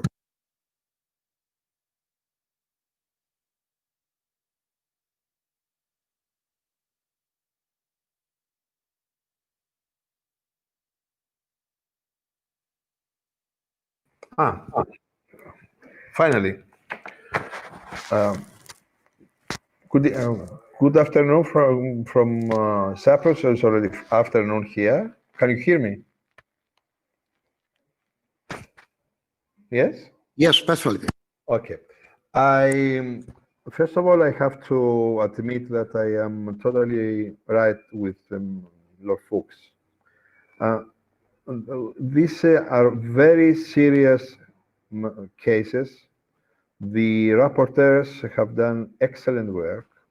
They are on the points of the real points of the challenge we face as democratic societies regarding the artificial intelligence.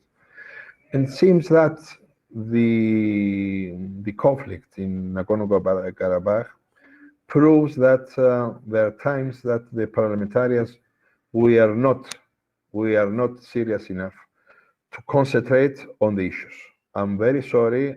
I'm not trying to offend anybody, but this situation proves that sometimes we only talk without meaning or without saying something useful.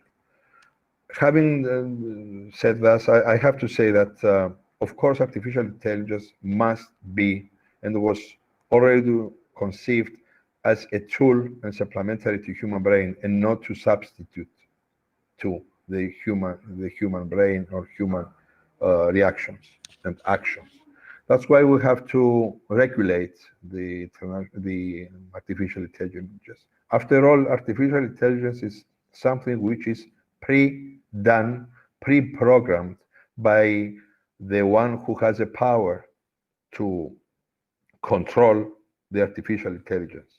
If we do not control it, we will not regulate this enormous power, then we will have serious problem in our democratic society. The one who controls the artificial intelligence, the one who controls the media, controls everything and can be the master of the game when it comes to power, when it comes to economic strength and political influence.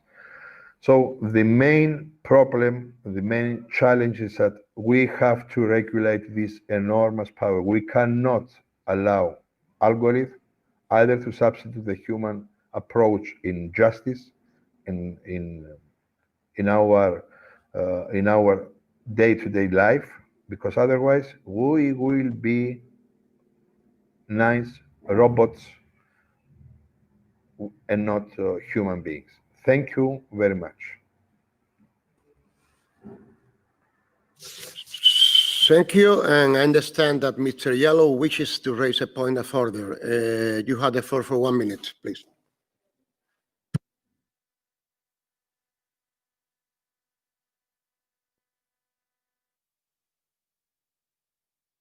Thank you very much.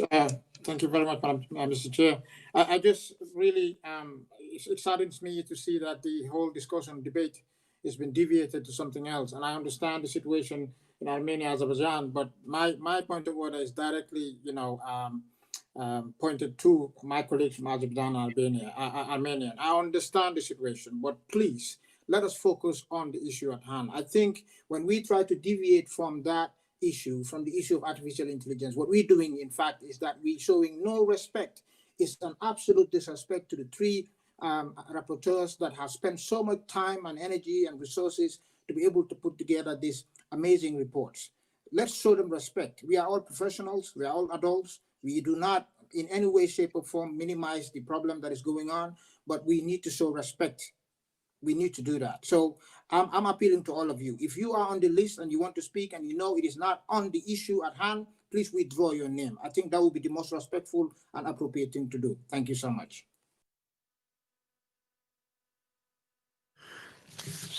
Thank you very much, Mr. Yellow, and the speaker list is closed. So I call now Mrs. Bergamini to respond.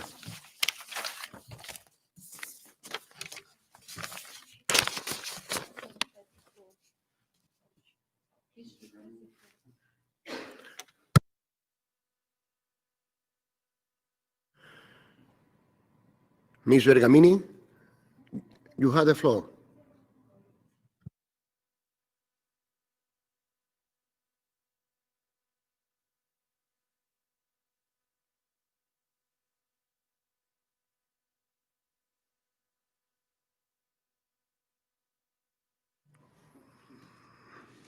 Here. Okay, then it's not, we come back later on to Ms. Bergamini, and now I think Mr. Silevic, Chairperson of the Committee on Political Affairs and Democracies, wish to take the floor. I'm sorry, Mr. Silevic? I call Mr. Silevic, but now.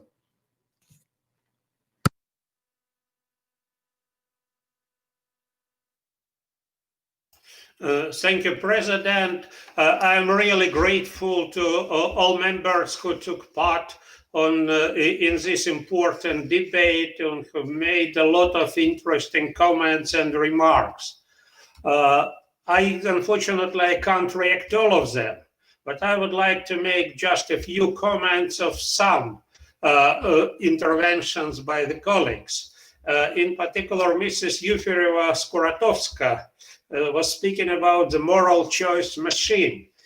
I fully agree on substance, but in my view, it's rather dangerous to introduce new definitions.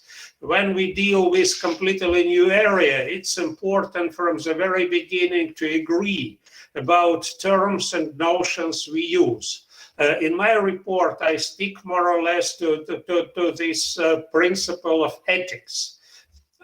I'm not sure that this is the best possible wording, but we must have some convention about this. Mr. Igitian mentioned drones and killings. Yes, indeed. I also touched a little bit upon this in my very brief introduction of the report. And I would like to remind that this subject is not alien to our Assembly. Already 5 years ago, in April 2015, this Assembly adopted a resolution on drones and targeted killings, the need to uphold human rights and international law, which was prepared on the basis of the report prepared by our former Spanish colleague Arcadio Diaz-Tejera. But certainly we had to develop this issue further on the basis and some work already done by this Assembly. And my last comment, Mr. Papandreou, I fully agree with you.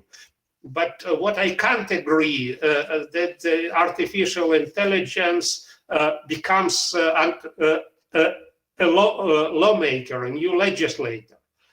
No, this is exactly what we must prevent. I mentioned already this Tejera's report, and the main idea behind the resolution is that it's always a human who bears a responsibility. So responsibility must be born with a human, and accountability must be born with a human. And finally, I would like to express my gratitude to our excellent Secretariat and David Milner, first of all, for immense assistance with preparing of this report. Thank you, President. Thank you, Mr. Silevic. And I think Ms. Bergamini is back, so I give her the floor. Ms. Bergamini, you have the floor. Grazie Presidente. Pochissimi secondi per ringraziare tutti i colleghi che si sono espressi rispetto al nostro lavoro. Li ringrazio davvero per il sostegno. Colgo anche la preoccupazione del collega russo Kozin che dice non dovremmo fare raccomandazioni a Kahai.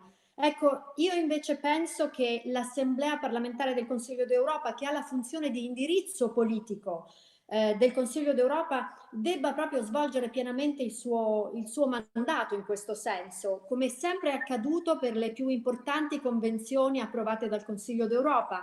Non si tratta di vincoli o di interferenze, ma semplicemente appunto di un lead politico da dare a questo importante argomento. Grazie ancora a tutti e buon lavoro.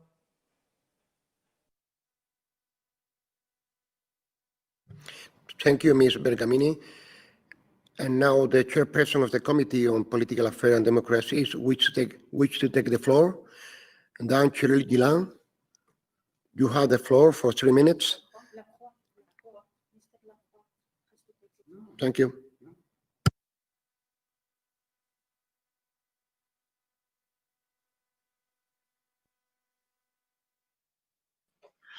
Mr. President, thank you. Let me congratulate our rapporteur, Deborah Bergamini, for her excellent work, and indeed the whole Assembly and all the rapporteurs and committees involved in the preparation of today's really interesting and important debate.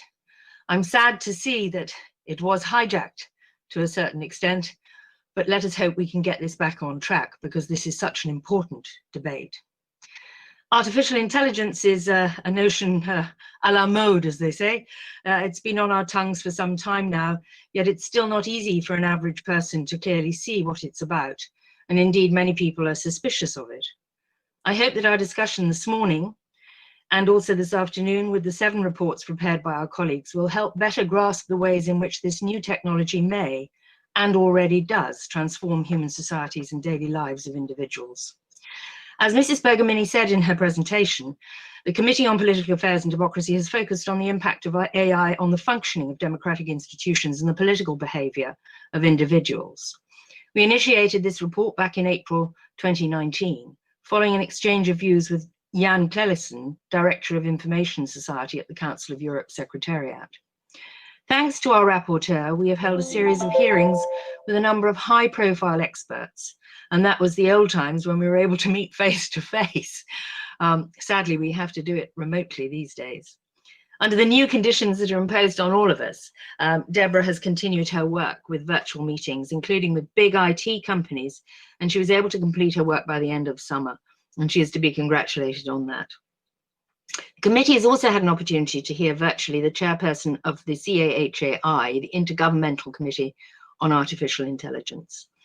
The result is here in front of us, and although there's still a lot of uncertainties, when it comes to the future of artificial intelligence, one thing is quite clear.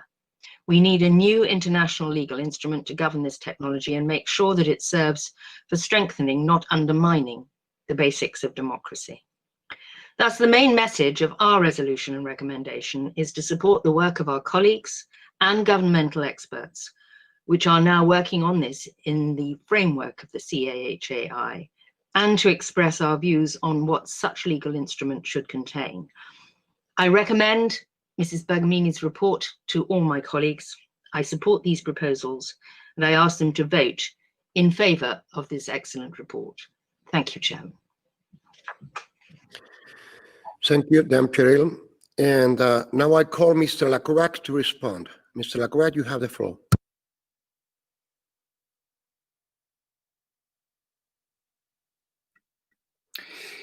Muchas gracias, señor presidente. Merci beaucoup, Monsieur le Président. Tout d'abord, je voudrais exprimer tous mes remerciements pour le secrétariat, en particulier pour Sarah Burton, qui a été vraiment l'artisan de ce rapport. Deuxièmement, par rapport aux questions, et notamment de la collègue Arpadaray sur le droit à l'information, je pense que les points 5, 7, 9, 10, 12 et 13 de la résolution font référence notamment à cette préoccupation. Comme le membre Gadirli, qui insistait sur la capacité de décider pour soi-même en matière de justice, effectivement, je crois qu'on peut étendre son propos à l'intelligence artificielle de manière générale, puisque les algorithmes emprisonnent un utilisateur dans une bulle d'information qui l'enferme dans sa propre vision du monde et l'endoctrine avec sa propre vision. L'intelligence artificielle peut donc énoncer une vérité et maintenir, voire aggraver les discriminations. L'intelligence artificielle, c'est un peu comme la dynamite du 19e siècle inventée par Alfred Nobel. C'est à la fois un remède et un poison. C'est la raison pour laquelle nous devons véritablement creuser, comme je l'ai dit tout à l'heure, et aller sous le capot pour vérifier ce qu'il y a dans cette intelligence artificielle et prévenir les discriminations. Nous plaidons tous et toutes, j'en suis convaincu, pour une intelligence artificielle qui soit inclusive, une intelligence artificielle qui se préoccupe avant toute chose du droit humain et du bien humain, une intelligence artificielle qui ne discrimine pas sur des biais totalement erronés. Et enfin, mes chers collègues, en tant que parlementaire, je voudrais vous poser la question de savoir si vous voudriez un retour à la Rome antique où on demandait aux aruspices de décider du sort d'une population, d'un engagement vers une guerre en lisant dans les entrailles des animaux, ou bien on demandait aux augures de regarder le ciel et de dire à Jules César s'il devait partir en campagne dans les Gaules.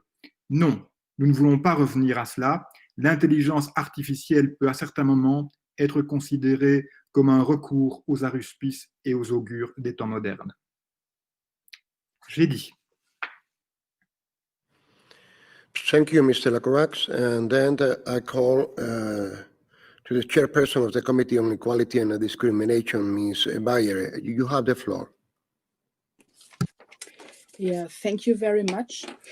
I very well remember a hearing we had at the Equality Committee where we learned about shocking examples how the use of artificial intelligence by social welfare institutions created the withholding of social security transfer to the poorest, driving them to the utmost margins of society and perpetuating poverty and discrimination. At the very end, some of them committed suicide because of that. Biased data sets created to generate efficiency of bureaucracy led to infringement of human rights. In most of these cases, there is no parliamentary oversight or control at all, not to speak about the possibility of shaping the use of or the effects of artificial intelligence before it is established or implemented.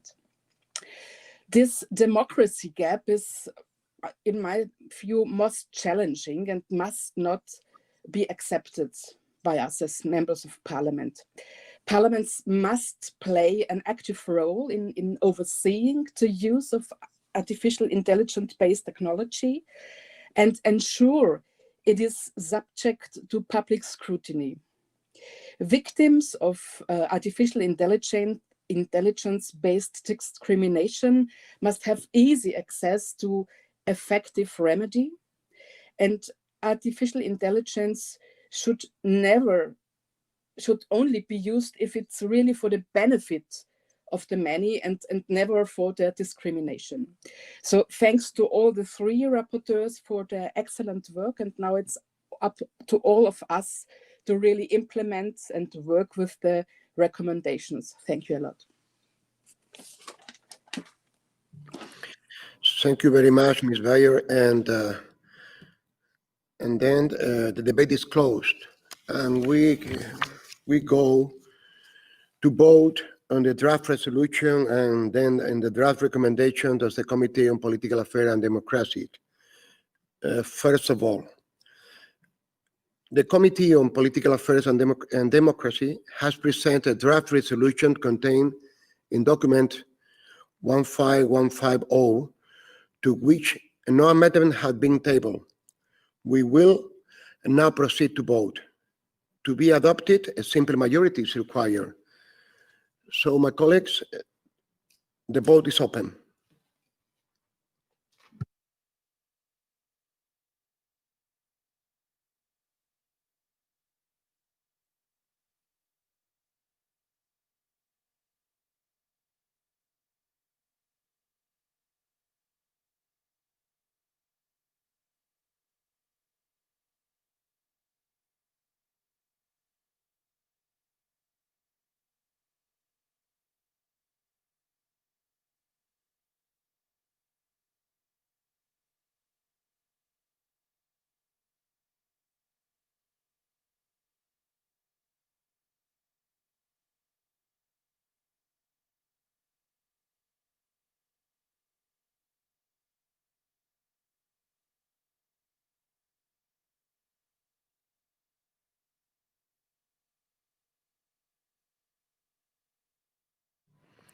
The vote will close in 15 seconds.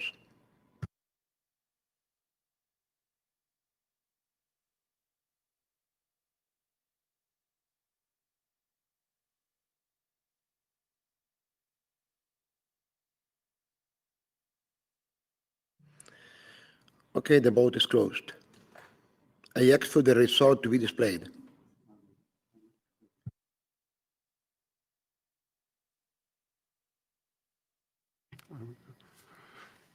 Mr. President, there are 24 votes in favor, no abstentions, no against. Could I remind members that only those members who have voting rights could vote when the vote takes place. All those members who have the word vote in their name when they were logging in have right to vote in the meeting.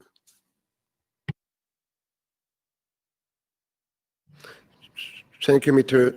Secretary General. And then the draft resolution in document 15150 is adopted.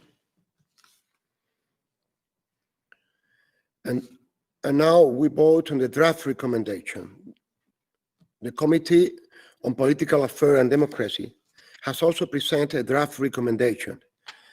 Need for democratic governance of artificial intelligence, to which no amendment has been tabled. We shall now proceed to vote on the draft recommendation contained in document 15150, and to be adopted, a 2/3 majority is required. So the vote is open.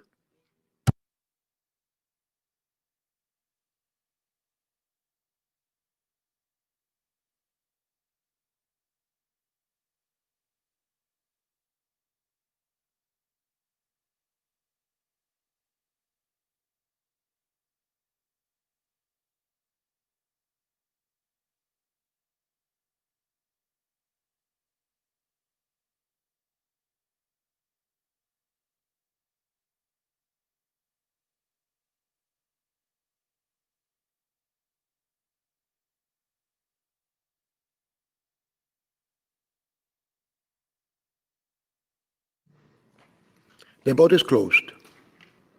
I ask for the result to be displayed.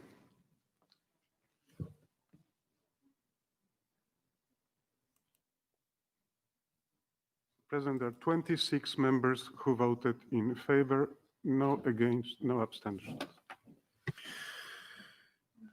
So the draft recommendation in document 15150 is adopted.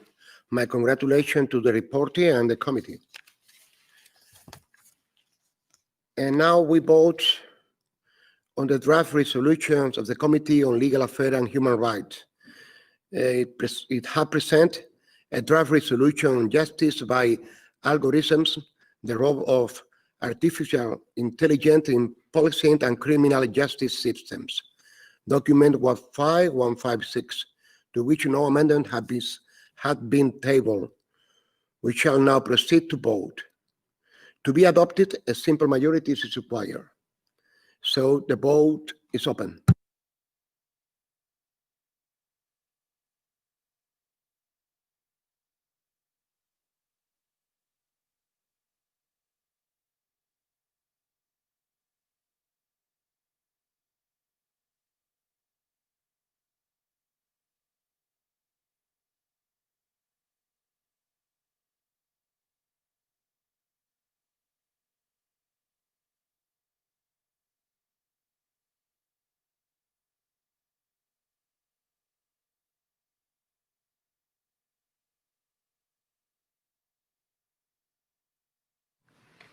Okay, the vote is closed. I ask for the result to be displayed.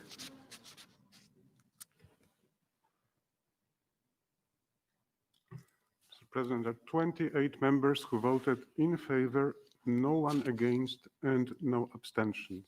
Thank you. Thank you. The draft resolution in document 15156 is adopted. The Committee on Legal Affairs and Human Rights has also presented a draft recommendation. Justice by algorithms, the role of artificial intelligence in policing and criminal justice system, document 15156, to which no amendment has been tabled. We shall now proceed to vote. To be adopted, remember, a 2/3 majority is required. So the vote is open.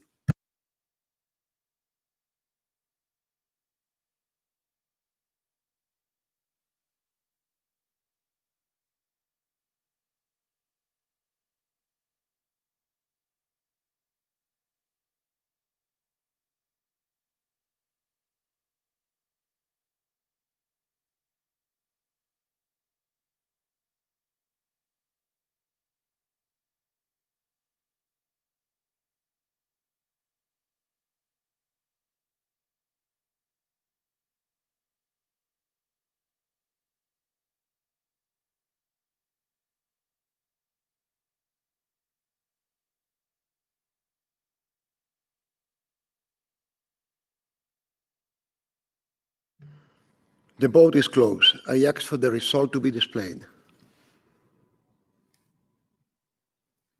Mr. President, there are 29 members who voted in favor, no abstentions, and no one against. Then the draft recommendation in document 15156 is adopted. My congratulations to the reporters and the committee. The Committee on Equality and Non-Discrimination has presented a draft resolution on preventing discrimination caused by the use of artificial intelligence, document 15151, to which no amendment has been tabled. We shall now proceed to vote. To be adopted, a simple majority is required. So the vote is open.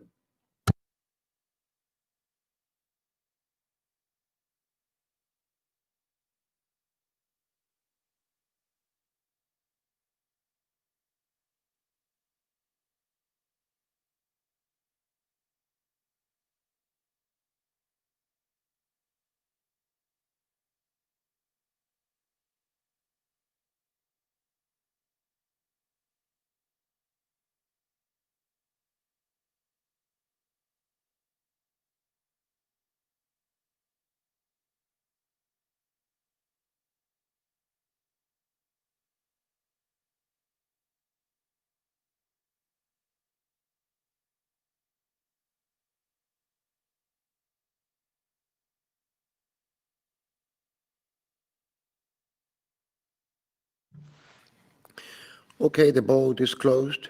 I ask for the result to be displayed. Mr. President, 30 members voted in favor, no one against, and no abstention. Thank you. The draft resolution in document 15151 is adopted. The Committee on Equality and Non-Discrimination has also presented a draft recommendation preventing discrimination caused by the use of artificial intelligence, document 15151, to which no amendment has been tabled. I remember that to be adopted, a two-thirds majority is required. So the vote is open.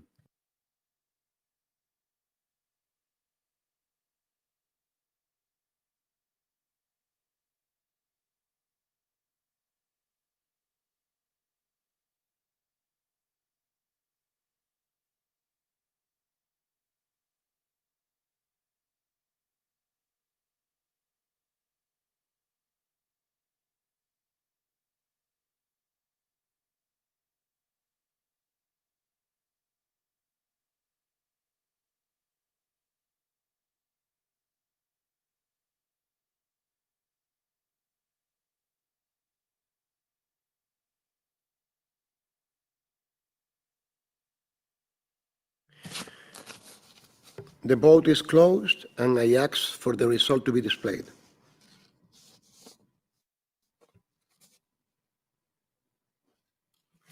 Mr. President, 31 members voted in favor, no one against, and no abstention. Thank you. Then the draft recommendation in document 15156 is adopted. My congratulations to the reporter and the committee.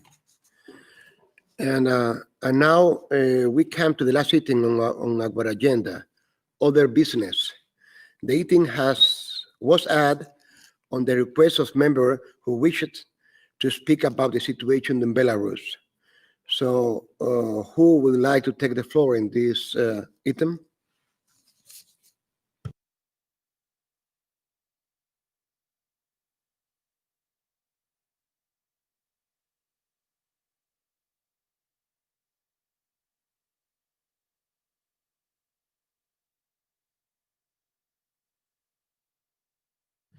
Okay, I give the floor to Mr. Poisix from Poland.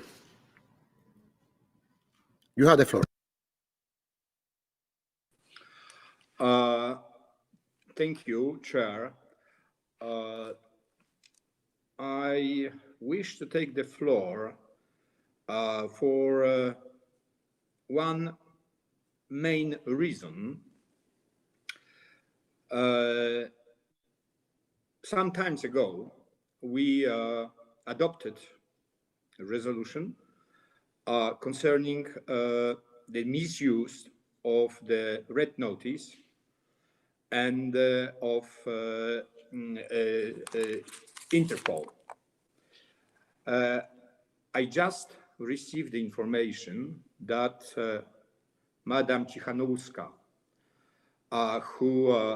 she was running for the presidency of Belarus.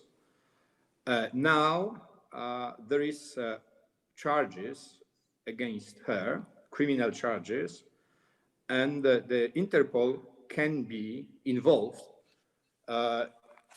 when trying to bring her back.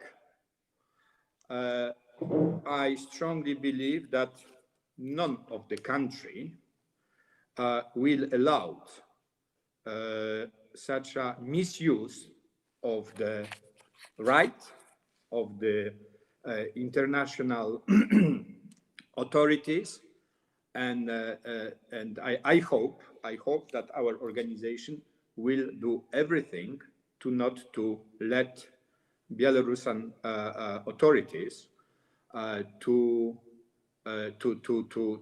act this way. I strongly believe as well that we should do everything, and we should speak about what's going on in Belarus.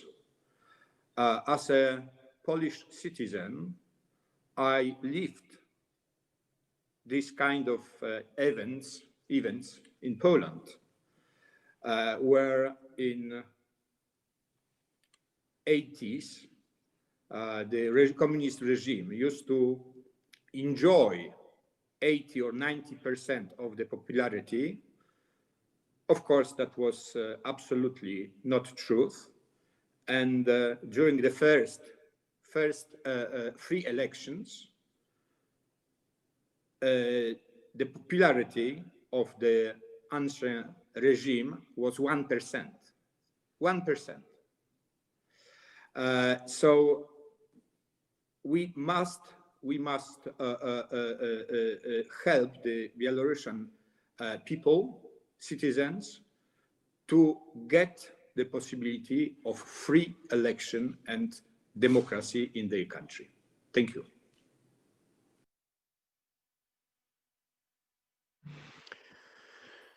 Thank you. I have a request to speak from Sir Gale, but it was before we begin the debate of this item. Okay, okay, I think I have been a mistake. Okay, go to give the floor to Mr. Cox from Netherlands. You have the floor, my friend.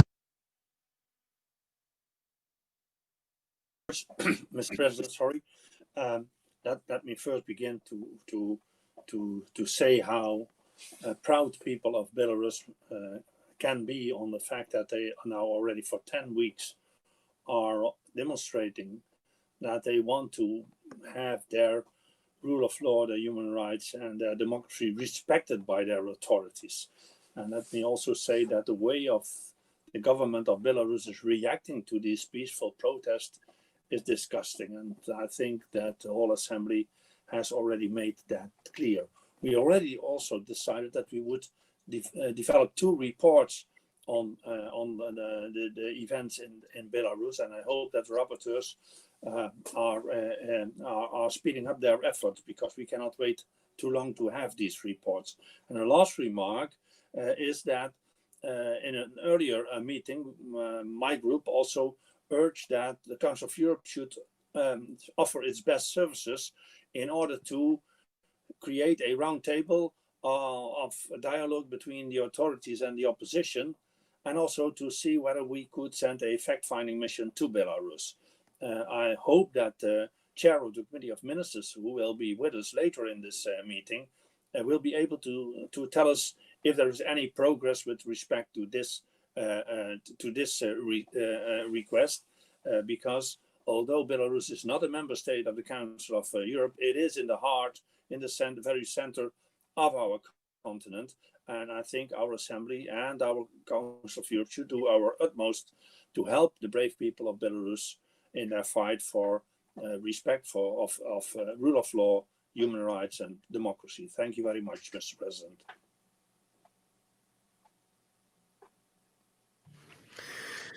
Thank you, Mr. Cox. And now I give the floor to Kisliak from Russia. You have the floor.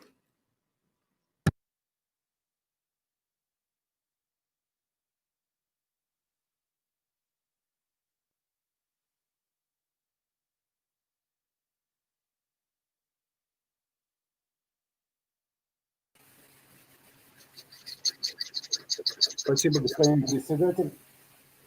Я хотел бы очень кратко выразить свое недоумение и разочарование тем, как ставится вопрос о ситуации в Беларуси в нашей организации, потому что и так история вопроса о ситуации в Беларуси видела такое количество внешнего вмешательства, в том числе из стран, которые сейчас активничают при нашей организации, что, наверное, эта ситуация войдет в историю как практически до этого беспрецедентно. Наш польский коллега сейчас продемонстрировал по-прежнему желание давить, нажимать, запрещать, вмешиваться, теперь вмешиваться в работу Интерпола, у которого свой устав. Я хотел бы напомнить нашим коллегам, что это независимая от организация, которая имеет свой устав, свои правила, и каждое государство, которое считает необходимым бороться с тем, что она считает нарушением собственного законодательства, имеет право в эту организацию обращаться. Поэтому я бы еще раз хотел призвать поменьше вмешиваться в дела суверенного государства, тем более даже не являющегося государственным членом ПАСЕ, и реально смотреть на то, что там происходит, и смотреть на это с уважением. А президент Беларуси сейчас работает в направлении выработки и нахождения согласия в стране по поправкам к Конституции, которые за собой должны повлечь, видимо, и новые выборы. И это именно тот процесс, который, мне кажется, поможет вывести эту страну из нынешнего кризиса и освободиться от давления ультиматумов, которые диктуются извне, из приграничных с Белоруссией стран, и которые, конечно, служат против интересов белорусского народа, о которых мы все должны заботиться. Спасибо.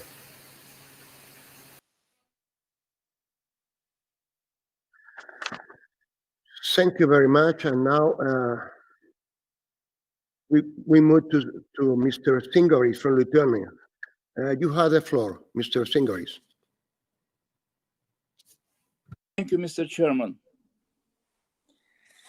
And thank you for today's running today's meeting. I absolutely regret that the executive government of Russia totally supported dictator Lukashenko in the oppression of Belarusian people. And from our side, we only would like to remind all statements, including statements from European Parliament, our Council of Europe, Parliamentary Assembly leadership, United Nations, and all possible bodies in the world, including OSCE, about mass repressions against all segments of the society, from Mr. Lukashenko's side after fake elections in Belarus. From our side, having in mind that our colleagues, former members of Parliament of Belarus from democratic time, like Anatoly Lebetka, just a few days ago, again arrested, and most of the political opponents tortured in the prison, we should require immediately statements by the Presidium and other bodies of Council of Europe, Parliamentary Assembly, and Executive Part Committee of Ministers to release political prisoners from jail first.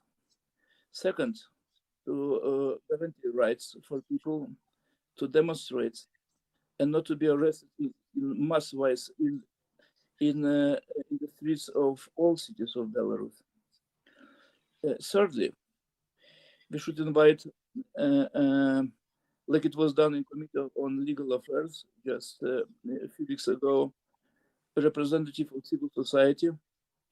In our case, it was Madam Olga Karach and others, who stated the real level of and shape of human rights on grassroots level in Belarus.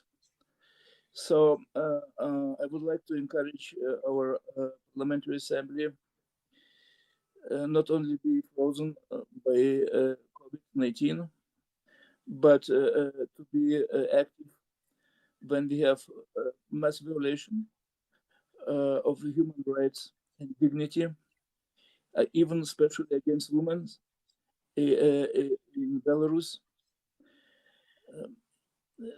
and invite Madam Sikhanovskaya to state during our official committee preparation to our reports, and especially the standing committee.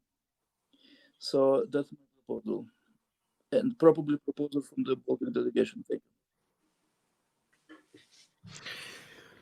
Thank you, Mr. Singaris,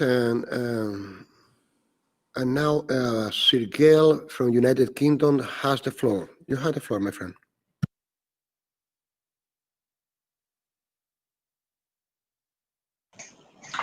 Thank you very much, President. First of all, I think that it ill behoves Mr. Kislyak to, as the apologist for the Russian Federation this morning, to seek to criticize the Parliamentary Assembly of the Council of Europe for interfering in affairs in Belarus when his own country has armed troops on the border and has indicated a willingness to go in to support the regime if necessary. I don't think we need to take any lessons whatsoever on this issue, or probably many others, from the Russian Federation. That said, I support entirely Alex Pochev's view. It is quite unacceptable that a lawful candidate in an election, a democratic election, or one that is claimed to be democratic, should be subjected post-election to legal processes of the kind that Alex has indicated. And Mr. President, I would like to suggest formally that the President of the Assembly writes to the Belarus authorities in very clear terms, expressing opprobrium and contempt for the manner in which this is being conducted. And if that requires a formal resolution, then I'd like to move that resolution on behalf of the Standing Committee so that it can be put to a vote. Thank you.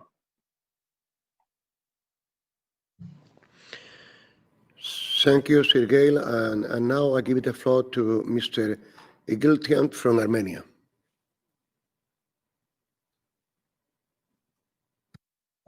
Dear colleagues, you remember that we already had big discussion of issue of situation about situation in Belarus, and also it were two representatives from authorities and from opposition. Madam Tikhanovskaya had a speech.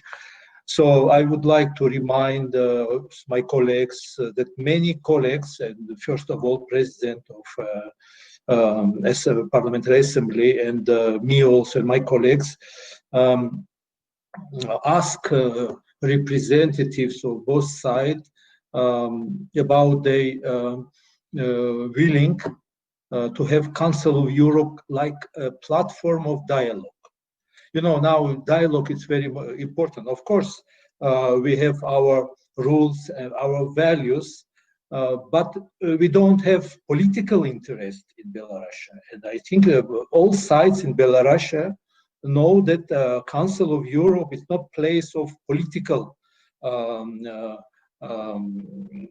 discussion. I mean, our interest is it bring situation to human rights value. It's I have more questions than opinion. My question most to President Rick. I think that he is following our discussion. What about this issue? Because as I remember, both sides were agree to use this platform. Even we was talking about sending delegation if all sides agree with this. I think that the best platform to have at least discussion, I'm not talking about negotiation, but discussion, it's passé. And we have this experience in many countries, in many conflicts. I think if when President will be available for give this information how the process is going in this way, so can passé be dialogue? Do sides agree with this? Thank you.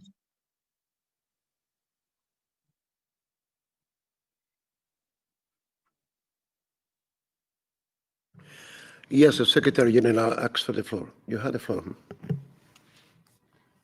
Thank you very much, President. If I may just inform well, the members who are present in the meeting that a few days ago there was a statement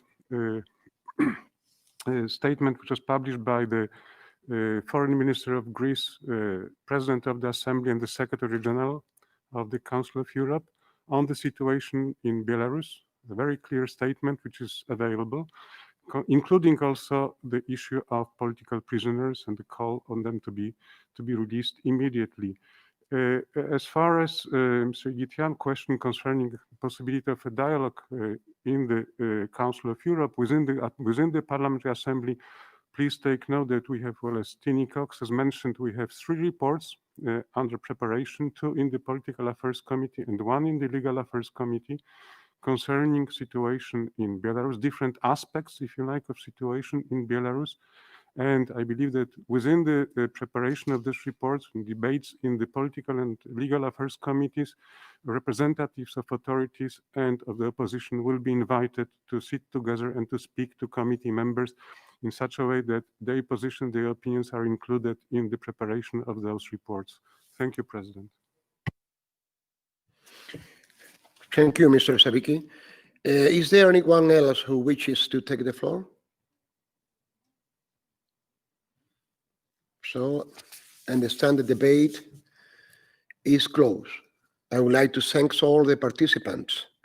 The morning session is over, and we will meet again this afternoon at 14:30. Thank you very much.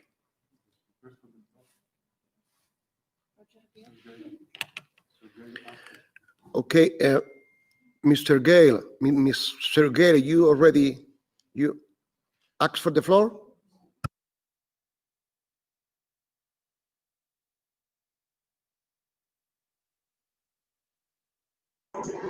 Yes, I'm sorry, Mr. President. I did actually suggest a resolution, or a vote, requiring the President to write on behalf of the Standing Committee. I appreciate that others have written, but the Standing Committee has not made a representation to the authorities in Belarus, and I believe that we should do so. So you can do it after lunch if you like, but I would like that considered and, if necessary, voted upon, please. Okay, Sir Gale, we take note about your petition, and we'll talk later on. Thank you.